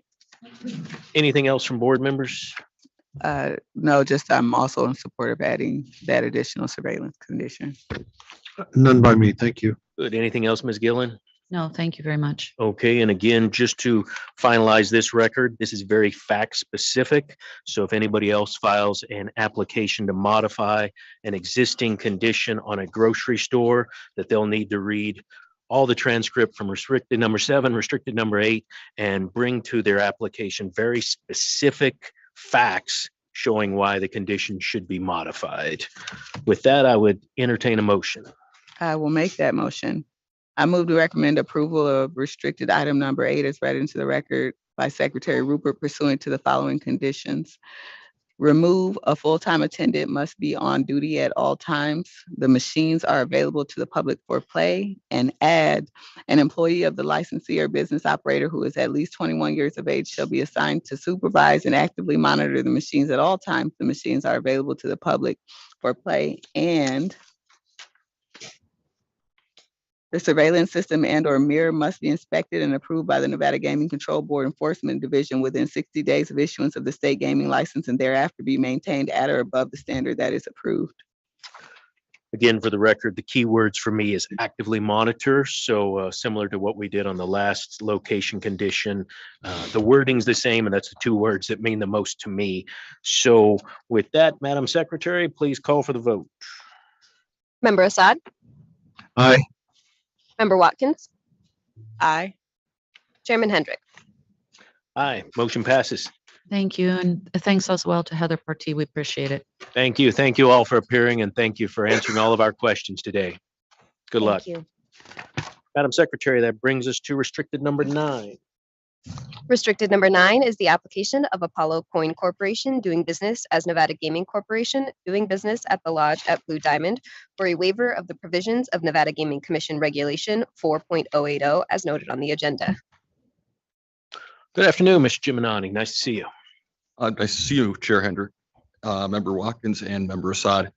I'm Greg Gimignani from the law firm of Dickinson Wright, appearing on behalf of Apollo Coin Corporation regarding this request for a 6-month waiver. Like many construction projects, this project has had several target completion dates that have slipped from early spring to late spring, to early summer to late summer. And actually, as of a few weeks ago, the company was pretty confident this location would be open by August 1st. Of course, that didn't happen. But now the new target opening is for the second week of September. About 95% plus of the construction's finished. Signage is up. Things are ready to go. The current critical piece that they're waiting on is the new gas meters from Southwest Gas, which is a critical piece in the timeline. And that's what we're waiting for right now. The company has made a significant investment in this location. They're excited about anticipating a return on that investment and getting open as soon as possible. And with that, I'd like to request approval of the waiver. Thank you. Thank you, Mr. Giminani. And we certainly understand construction delays, and not the first time we've heard it, but actually, you're the first one who said it's only a couple weeks extra. So we're glad to hear that. We're hoping. Fingers crossed. Good. Questions from board members? I don't have any questions or concerns. I understand the construction delays as well. Thank you. Judge. Yes, thank you, Chairman Hendricks. Just a great job by Senior Agent Katie Jones and Supervisor Allen, Julia Allen, and Chief Hoffman. It's very straightforward, just a simple waiver of 4.080. So I'm in full support. Thank you. Very good. Madam Secretary. Member Assad, Aye. Member Watkins. Wait, Madam Secretary, I think I need to take a motion. That motion? Unless Madam Secretary wants to make the missed motion. See that? Got you on your toes. So we'll take a motion on restricted number 9. I move to recommend approval of restricted item number 9 is read into the record by Secretary Rupert pursuant to the following condition. The waiver of the provisions of Nevada Gaming Commission Regulation 4.080 in conjunction with the approval granted in February 2023 shall expire on the date of the regularly scheduled Nevada Gaming Commission meeting, February 2024. Very good. Now you're up, Madam Secretary. Member Assad, Aye. Member Watkins, Aye. Chairman Hendrick. Aye, motion passes. Thank Thank you you. very much. And I'd like to thank Agent Jones for all her hard work on this. Thank you very much. Great. Good luck to your client. Thank you. Thank you. Madam Secretary, please read in restricted number 10. Restricted number 10 is the application of Sartini Gaming LLC doing business at Reno Sports Dome for a restricted gaming license. Good afternoon again, Ms. Good afternoon again, Chair Hendrick, Member Assad, Member Watkins, Madam Secretary, Phyllis Gillen for Sartini Gaming in regards to licensing space lease location at the Reno Sports Dome. And if you have kids, you probably have seen these places. Basically a large facility that is in the business of adult and youth sports. It's got camps, classes, rentals, party room, batting cages, simulators, sells merchandise, of course. It's got turf fields, hard courts, viewing lounge, concessions, a party room, and a bar. They offer soccer, flag football, lacrosse, basketball, volleyball, softball, on and on and on. And if I ever find out what futsal is, I'll know. But in case you need to go in Reno to play kickball, cornhole, or futsal, this is the place to do it. They have a very interesting website which describes all their amenities. And with us today, I have again Jennifer Madole, who's our Director of Northern Route Operations. I have Carrie Daniel, who is Director of our supermarkets and handles larger locations like this. And we also have available one of the owners, Owen Blake. So with that, I'm happy to answer any questions. I think that there were some questions raised, so I'm happy to answer, but I'll address real quickly. One of the questions raised was that there was a statement that there was 20% membership, and there is 20% membership of minors. Obviously, it attracts children. That's 20% of the whole location. All the adults, all the everybody are minors. That was asked in the rump question. Can I interrupt you Yes, real quick? When you say absolutely. location, you mean the soccer complex? The sports dome Okay. takes memberships. So 20% of the individuals like registering for classes and playing sports, that sort of thing. Yes, my understanding are minors. minors, correct. Okay. And we can, I listed the activities, it's for kids and adults, business list. A question was asked about the bar area and whether it had been recently remodeled. The bar area, the fields are enclosed by a glass enclosure. The bar is not open, for example, to the front door. There is an entrance to the bar. It's an enclosure. It is a restaurant type bar. There is seating. So you can't just sidle up to the bar. You have to actually go into the bar. On the bar where the gaming will be is signage. Of course, bartenders are trained, TAM card, all those things. I was trying to think. There's signage on the bar. There is table service in the area, pizzas, things like that. So there was not extensive remodeling other than to put the games in the bar. The location has been in operation, I believe, for about 10 years, and this is the first time it's had gaming, to your knowledge? Yes. As my understanding that their liquor license has been in place for 12 years. Well, So, and to my knowledge, we couldn't find any material issues. There were nothing noted. So they've had a liquor license before. It'll be the addition of gaming. any reason why gaming now? I would have to have you ask the owner that. I think it's like everybody else who wants gaming, a methodology to add income. Good. And I presume when they seat people in the restaurant area, and the owner may know this, the question is, minors, families get seated in the restaurant area. There's a Yes. bar area separate. Yes, Yeah. it is separate. Yeah. And the remodel, as you were mentioning, is just remodeling specifically for the gaming devices. Otherwise, they didn't need a remodel because it was already a bar area. Good. All right. And we had one of our agents take some photos, so we have a pretty good idea how the layout looks. I got some as well, just to Good. make sure. All right. Wonderful. Other questions from board members? What percentage of the customers of the restaurant itself are minors? Oh, I don't know. Jennifer or Mr. Owen, could you answer that?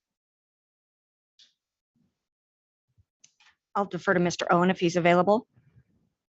I don't know, Mr. Flores, is he on the line? I think he got Nobody connected. Oh, He's not. okay, I apologize. I'm going to assume it's similar because it's families and things like that, but we can find that out if that's something you want to know. It's not Further? necessary. Okay. And what kind of food is served in the restaurant?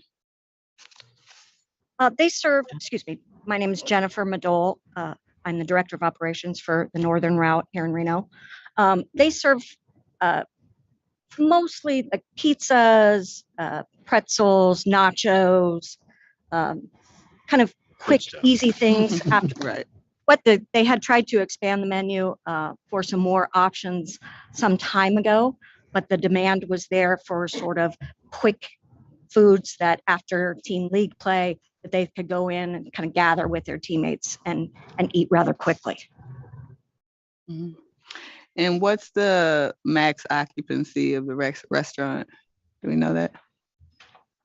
There are Not 100 necessary, and but- Go ahead. as far occupancy, I'm not exactly sure of that number, but there are 112 seats in the restaurant area and 20 at the bar. Okay. It's Is there a any fairly large area. Okay. Is there any concern with parents leaving children unattended to gamble? Well, the bartenders are at the bar, so they're required, there's a signage and the bartenders would be monitoring that. I mean, I don't see how at any bar we have a child could game at a bar with a bartender there who's TAM licensed. So they have the same restrictions as every bar. There's only the seats at the bar. There's only 20 seats at the bar. So I understand what you're saying, but I'm asking something a little different. Okay. As far as parents leaving their children more generally unattended in order to game, since they're likely to be there with their children. parents leaving children unattended to game? I mean, do you see that concern arising? I don't see that concern arising. That bar has been there all this time and parents leaving their children there to drink would be somewhat similar. So they really haven't had any issues that we have knowledge of. All right, thank you. Judge Assad? Yes, thank you, Chief, Chairman. Do they have any plans of putting one of these down here in Las Vegas? I don't know. I apologize. Mr. Owen is probably desperately trying to get in, but would be great. I think they're intending to do more things. It's quite the complex when you look at the pictures. Yeah. And the 8 machines at bar tops, right? Yes, sir. Right. Okay. That's all I have. Thank you. Great job by Agent Partee, and Supervisor Julie Allen, and Chief Hoffman as well. So thank you. Anything else you'd like to add, Ms. Gillen? No, they've been operating for a long time, and to address your question, they're used to, children being around. I think they're pretty good at probably making sure that they're not unattended, lost, left. So, and if not, we will be speaking with them about that in this situation if we already haven't. And I asked about the food because it's like if there's quick items kind of take with you kind of things that, they're not being distracted by gaming and food and the children are off doing whatever. Yeah, I understand. Yeah, I have to suspect parents are grabbing food for their kids. Yeah. And something you can just carry with you. Yeah, we will make it very clear that if it's not already clear, we will make it very clear that that's a requirement that they're managing. Thank you. I appreciate that. Great. Then I would entertain a motion on restricted number 10. I move to recommend approval of restricted item number 2 as read into the record by Secretary Rupert. 10, correct? Oh, yes, 10. Restricted Did I 10? say 2? Yeah, that's okay. Sorry. I knew what you meant. Good. Madam Secretary. Member Assad? Aye. Member Watkins? Aye. Chairman Hendricks?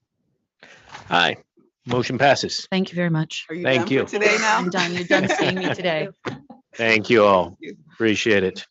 Madam Secretary, that brings us to restricted number 11. Restricted number 11 is the application of Crawford Coin Inc. doing business at Green Valley Grocery number 77 for a restricted gaming license. Good afternoon.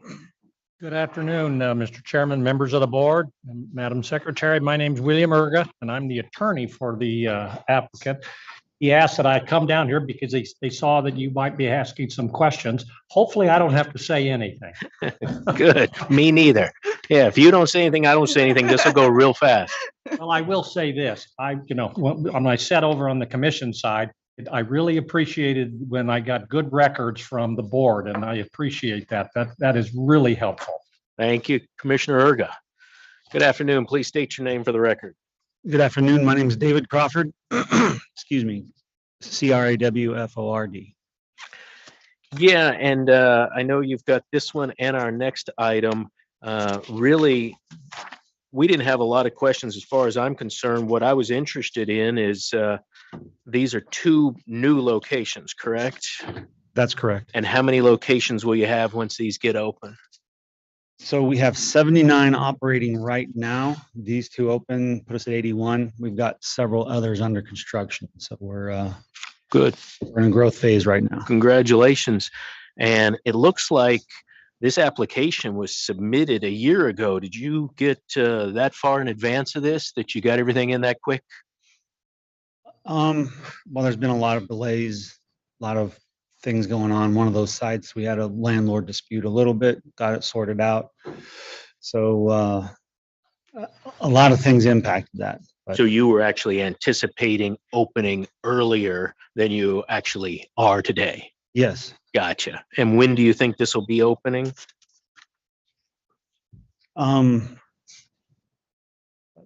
if I could turn Please. around and look at, September is when we expect to open these. Okay, good. And I was looking at this diagram. You may have heard some of the conversation about the grocery store, very limited change of that condition.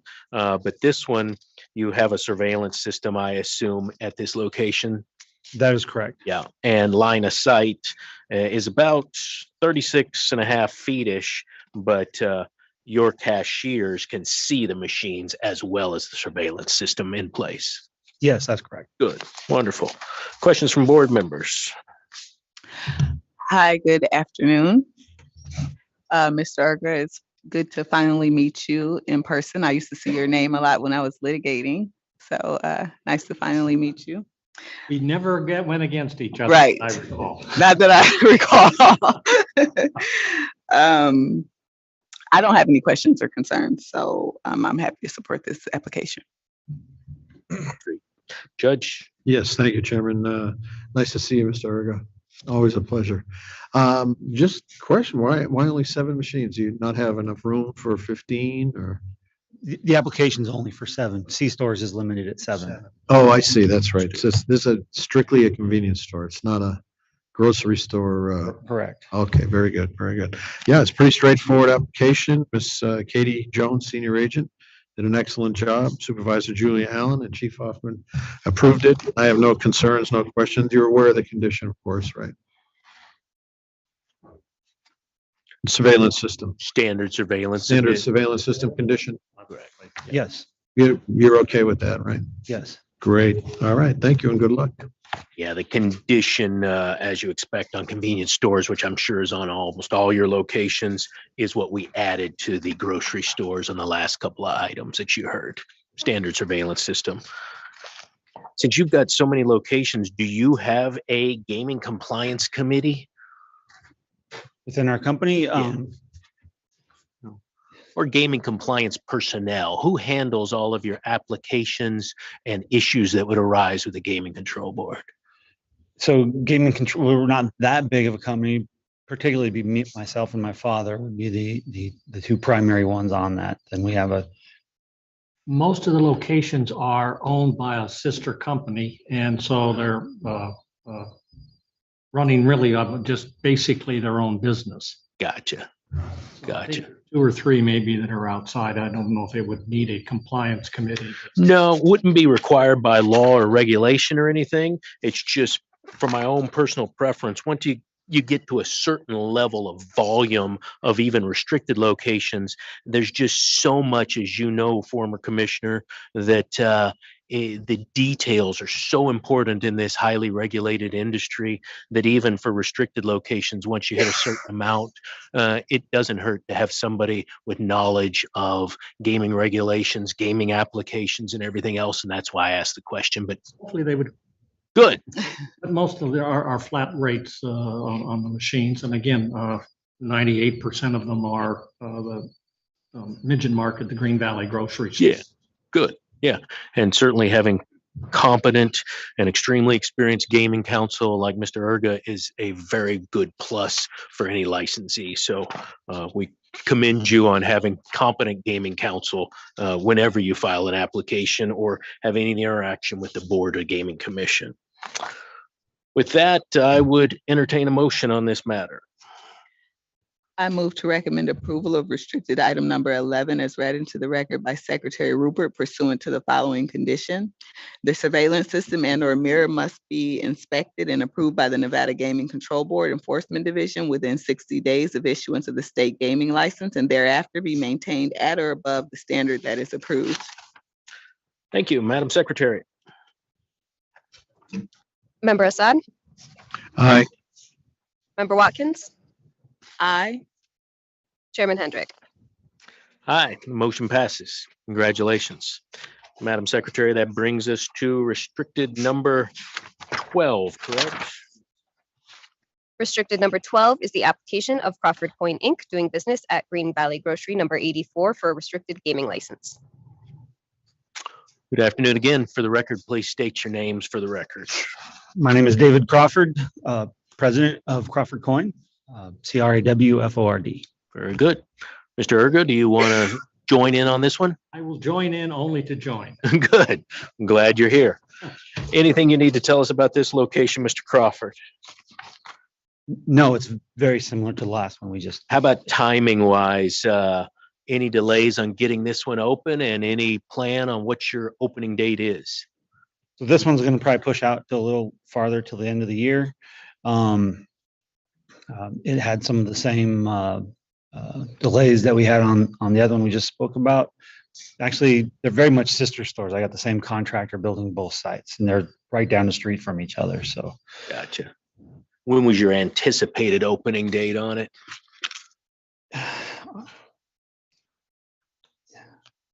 So typically when we break ground, our goal is to have them up and running within 6 months. That's getting pushed out a little bit.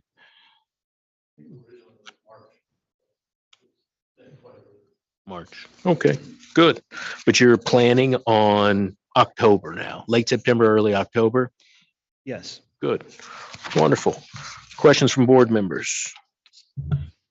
I don't have any questions or concern. Happy to move forward. Judge? Thank you. No questions either. Thank you. You understand there'd be the same condition that we just had on the same application that we had before, which was same as the ones two before that. Same exact surveillance condition. Wonderful. Very good. And this one, line of sight, again, your cashiers can see, but it's about 42 feet, but your cashiers can see all the devices, correct? Yes. Good. Wonderful. And again, congratulations on all the success of your business and all the locations you have. With that, I would entertain a motion on restricted item number 12. I move to recommend approval of restricted item number 12 as read into the record by Secretary Rupert pursuant to the following condition. The surveillance system and/or mirrors must be inspected and approved by the Nevada Gaming Control Board Enforcement Division within 60 days of issuance of the state gaming license and thereafter be maintained at or above the standard that is approved. Madam Secretary. Member Assad, Aye. Member Watkins, Aye. Chairman Hendrick. Aye, motion passes. Thank you for being here. Congratulations. Thank you, Mr. Erga. Good seeing you. Bringing us, Madam Secretary, to, I believe, our last restricted item, number 13. Restricted number 13 is the application of United Coin Machine Company doing business as Century Gaming Technologies, doing business at Lucky Spot for a restricted gaming license. Good afternoon. Good afternoon, Chairman Hendrick, members of the board, and Madam Secretary. For the record, Debbie Cornine with Century Gaming Technologies. And with me today is Mr. Rupinder Chidma. He is the owner and operator of Lucky Spot. This is a convenience store location. If approved, Century hopes to operate 7 gaming devices in the location. And there's just a couple things I'd like to point out with your permission. Century is currently operating in another location with Mr. Chima. We are the licensee there. It was approved last November. This is AM/PM. And since we've been operating with him, we found him to be a very acceptable partner, and we've enjoyed the partnership and look forward to continuing that in this new location. With that, we're happy to answer any questions you might have. Great. Thank you, Mr. Chima. Please introduce yourself and spell your last name for the record. Hi, my name is Rupinder Chima. I go by Rupi, Rupee, and my last name Chima. Great. Thank you for being here. I understand that a couple of years ago, almost, you would have been October of 2021, you received a 2-year limited license, but now it's your intention to have this as a space lease agreement. Is that correct? That's correct. Yeah. Okay. Any particular reason why you're switching to that? Yes, eventually I plan on selling. Okay. And this will make the process a lot easier for me to sell.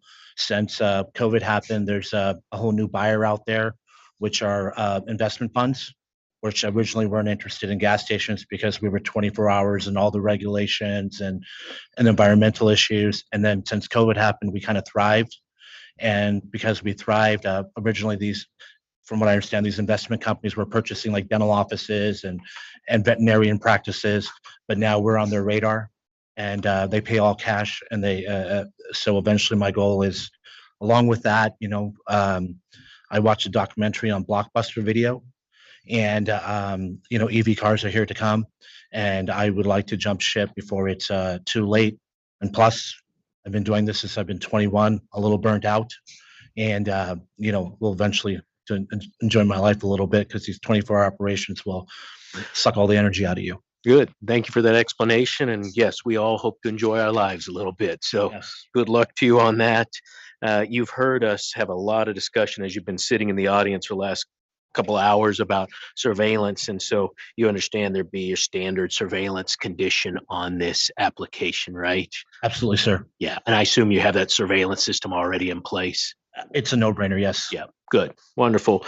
And when we had sent out an agent, they had noticed a cooler that was kind of blocking the cashier's view, but I assume you've moved that since that time happened. Correct. Yeah, good. So the cashiers can see all of the gaming devices from being at the cashier stand. Yes, sir. Correct. On top of the surveillance system as well. Yes, sir. Good, wonderful. Thank you. Questions from board members? Good afternoon. So I'd just like to recall some of the history in this, and that there were some background issues as it related to certain allegations. And correct me if you think that I'm wrong on any of this. Is that correct? Yes. Yes. And you were granted a 2-year limited license, and there was certain conditions imposed upon your license, and you have complied with all of those conditions. Yes, Is ma'am. that correct? Okay. And so you're planning to surrender the limited licenses, which is set to expire in October, and convert to a space lease agreement. Yes, ma'am. You plan on using the same operator? No, I am currently with Golden Gaming. I'll be with Century. Okay. And then I joined partnerships with them, like she stated earlier, in November at a different location. Okay, thank you. Judge? Yes, thank you, Chairman Hendricks. I don't have any questions. Very good report by Agent Lombardo and supervised by Julia Allen, supervisor, and Chief Hoffman as well. I have no concerns, no questions, no derogatory information was found. So I'm in full support of the application. Anything else either one of you would like to add? I just want to say thank you to Agent Joe Lombardo. He is great to work with. I always appreciate working with him. Great. Thank you. I would entertain a motion on restricted number 13. I move to recommend approval of restricted item number 13 as read into the record by Secretary Rupert pursuant to the following condition. The surveillance system and/or mirrors must be inspected and approved by the Nevada Gaming Control Board Enforcement Division within 60 days of issuance of the state gaming license, and thereafter be maintained at or above the standard that is approved. Thank you, Madam Secretary. Member Assad? Aye. Member Watkins? Aye. Chairman Hendrick? Aye, motion passes. Congratulations. Good luck to you. Thank you so much. Thank you. Thank you. Thank you, Ms. Cornine. Yep. Good.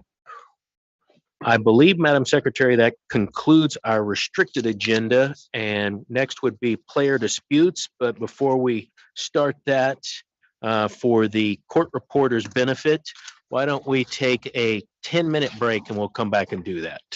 So we're in recess until 1:45. Thank you.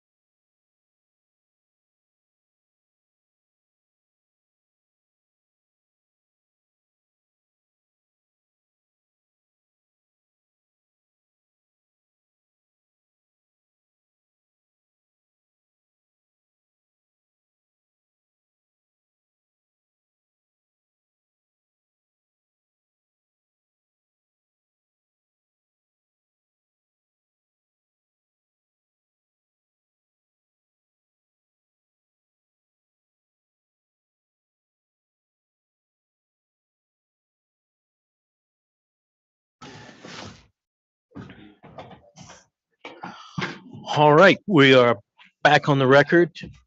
And Madam Secretary, I believe we are at the item on our agenda for casino player dispute appeals, correct? Correct. You Please have go ahead one and read that. casino.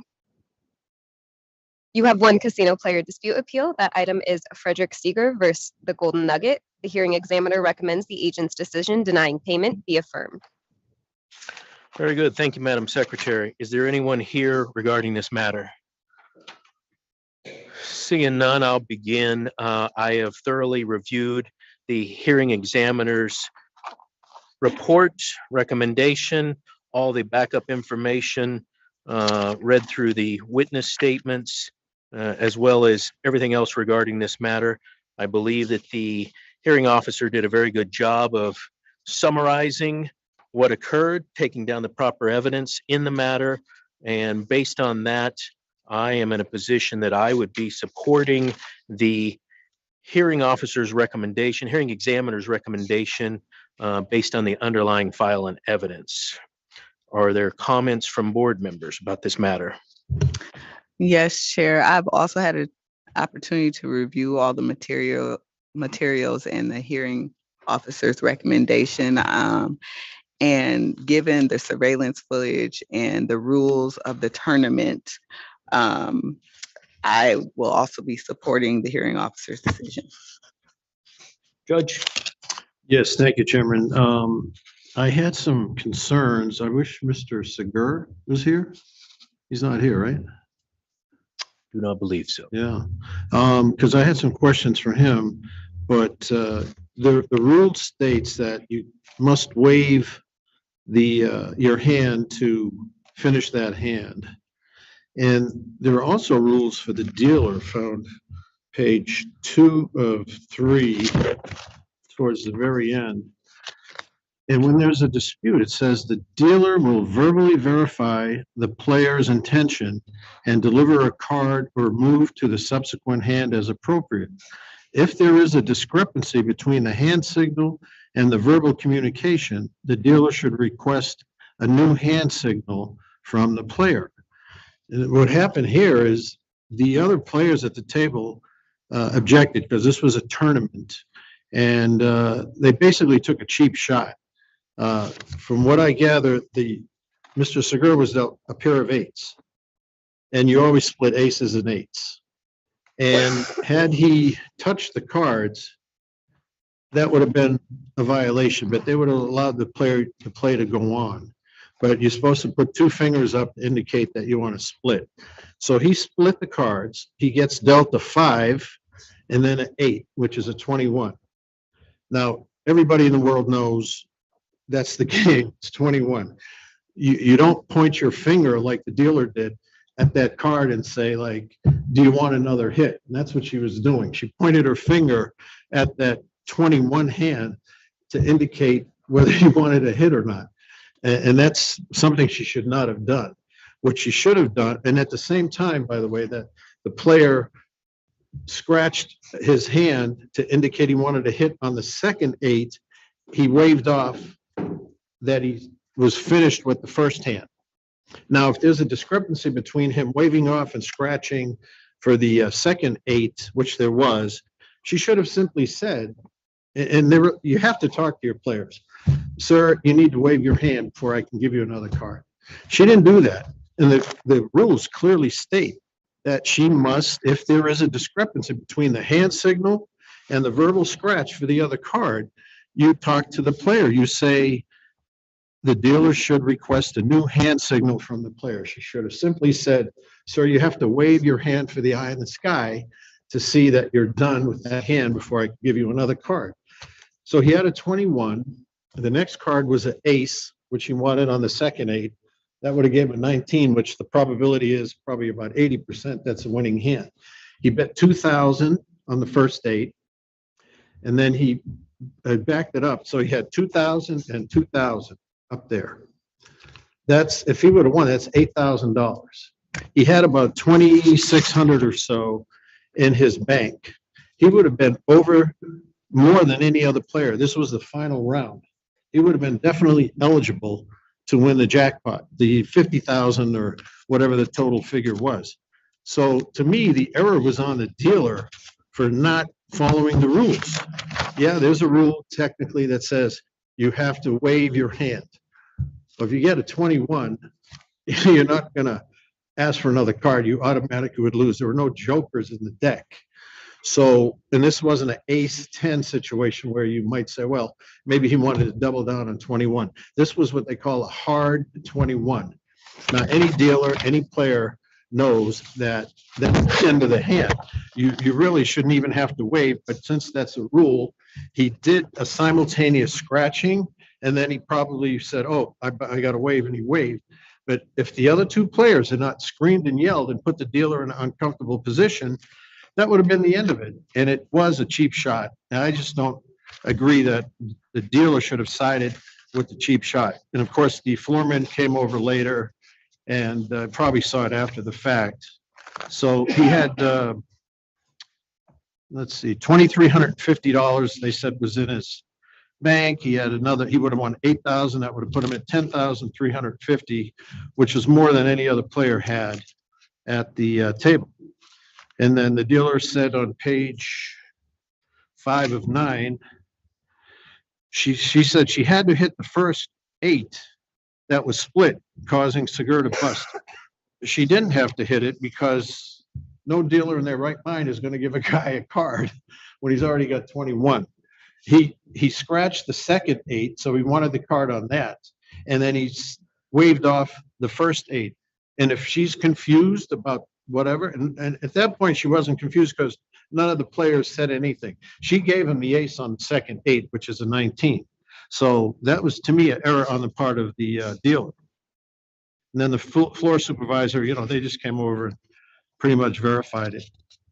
And then on page 6, it says at 2:53 and 47 seconds, Segura signaled for a hit card to the left of his wagering circle by scratching the table. Yeah, he did that. Segura also waved his hand in a back and forth motion over the first 8, signaling that he did not want a hit card.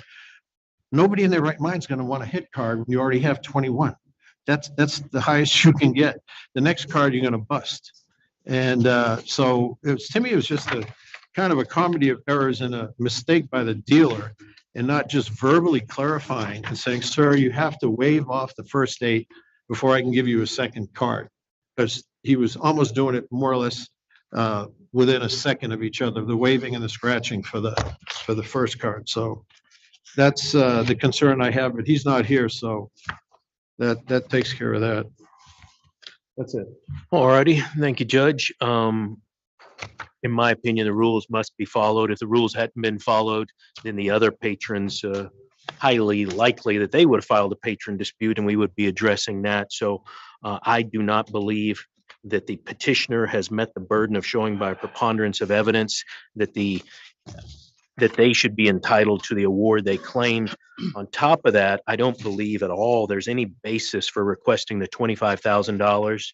That was just a number that was picked by the petitioner and was not based on the evidence. So based on that, I do not believe the petitioner has met their burden, and I will be recommending approval of the hearing examiner's recommendation.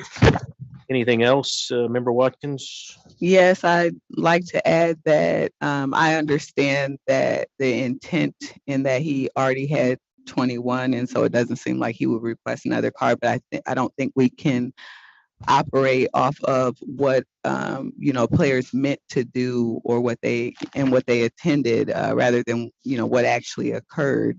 And so that'd be my reasoning for supporting the hearing officer's recommendation in part. But I will also add that similar to what Chair Hendricks said, even if because this was a semi-final round, I believe he was eliminated and he had made it to the final round, there's no guarantee that he would have been entitled to the amount that he's requesting. So my position is to support the decision of the hearing officer. All right, with that, I would entertain a motion on the casino player dispute appeal. I move to approve the hearing examiner's recommendation that the agent's decision denying payment of $25,000 be affirmed. Any other discussion? None by me, thank you. All right, Madam Secretary. Member Assad, Aye. Member Watkins, Aye. Chairman Hendrick. Aye. So that motion passes, and that will be the order of the Nevada Gaming Control Board regarding case number 22 LV 06638. Madam Secretary, what is the next item on our agenda? Next on our agenda are the Nevada Gaming Control Board Division reports. I believe this month is the Audit Division. Very good. Thank you, Madam Secretary. The Audit Division, this is a time for our agents, deputy chiefs, and chiefs of each division to come forward and tell the board and the public a little bit about what their division does and what they may need from the board in order to do their job better and the resources they may need. And tell us what you have to present here today. Thank you for showing up. No problem. Good afternoon, Chair Hendrick, Member Watkins, Judge Assad, Madam Secretary. Rusty LeBlanc, Deputy Chief of the Audit Division for the record. I'm here today to give a quick overview of the Audit Division. Okay. Oh, we got a PowerPoint, so wait for it to load. Good deal.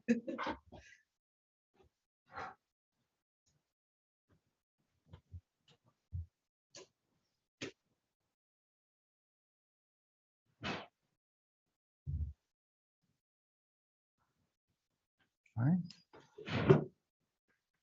right. So I'll start this presentation going over the exceptional team that we have at the Audit Division. We're located in Las Vegas and in Reno.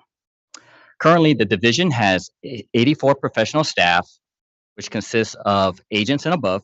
We also have 6 support staff. The current chief of the Audit Division is Thomasina Fremont.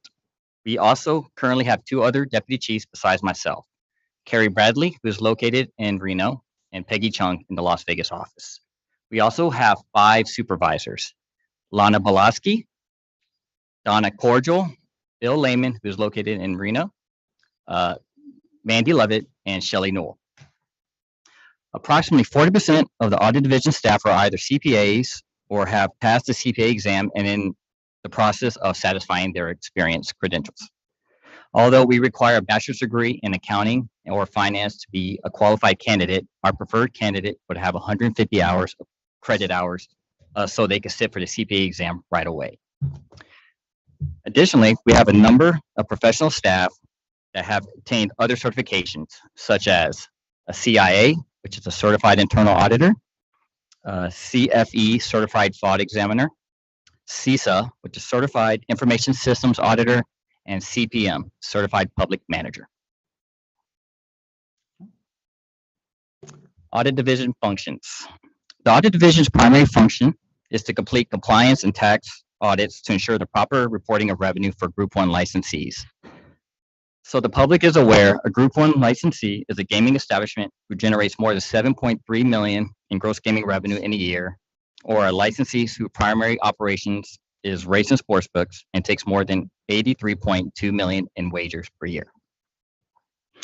The Audit Division is in charge of auditing 3 different taxes. The first is percentage fees, which is the taxes on gross gaming revenue, expired wagering vouchers, which are wagering vouchers that have not been redeemed by the patrons, and live entertainment tax, which is a tax on admissions to events with live entertainment.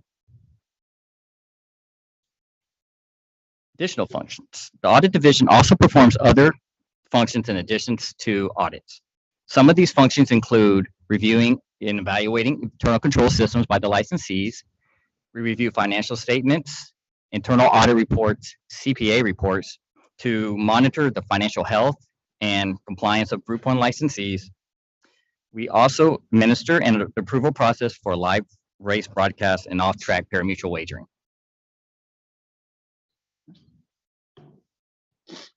Compliance and tax audits.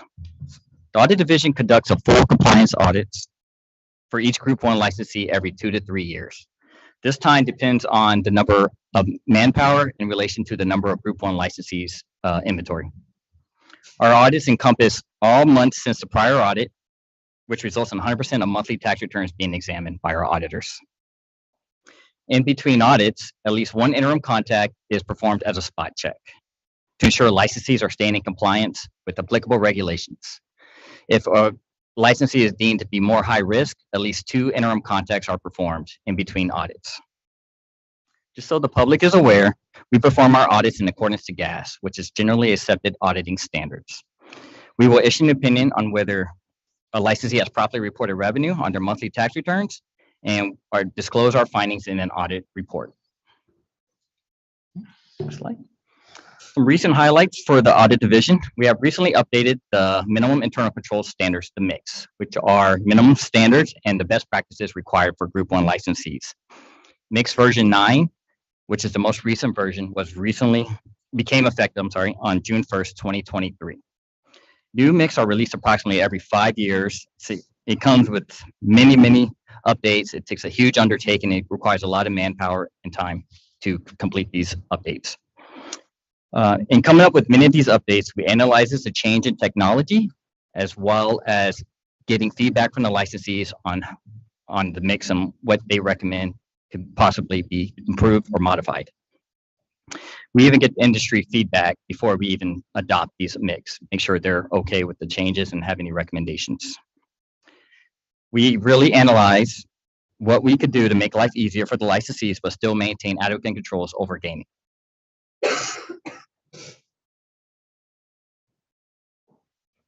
I wanted to pass along some additional information.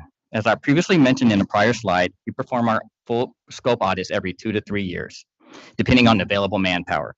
However, through the past few years, the audit cycle has been steadily increasing. Our audit cycles are tending closer to the 3-year period, and this is it's primarily caused by 3 different reasons. The first is the high turnover in our workforce. In the last fiscal year, we had 14 agents separate employment from the audit division. Currently, approximately 45% of the agents with the board have been with us for less than 2 years.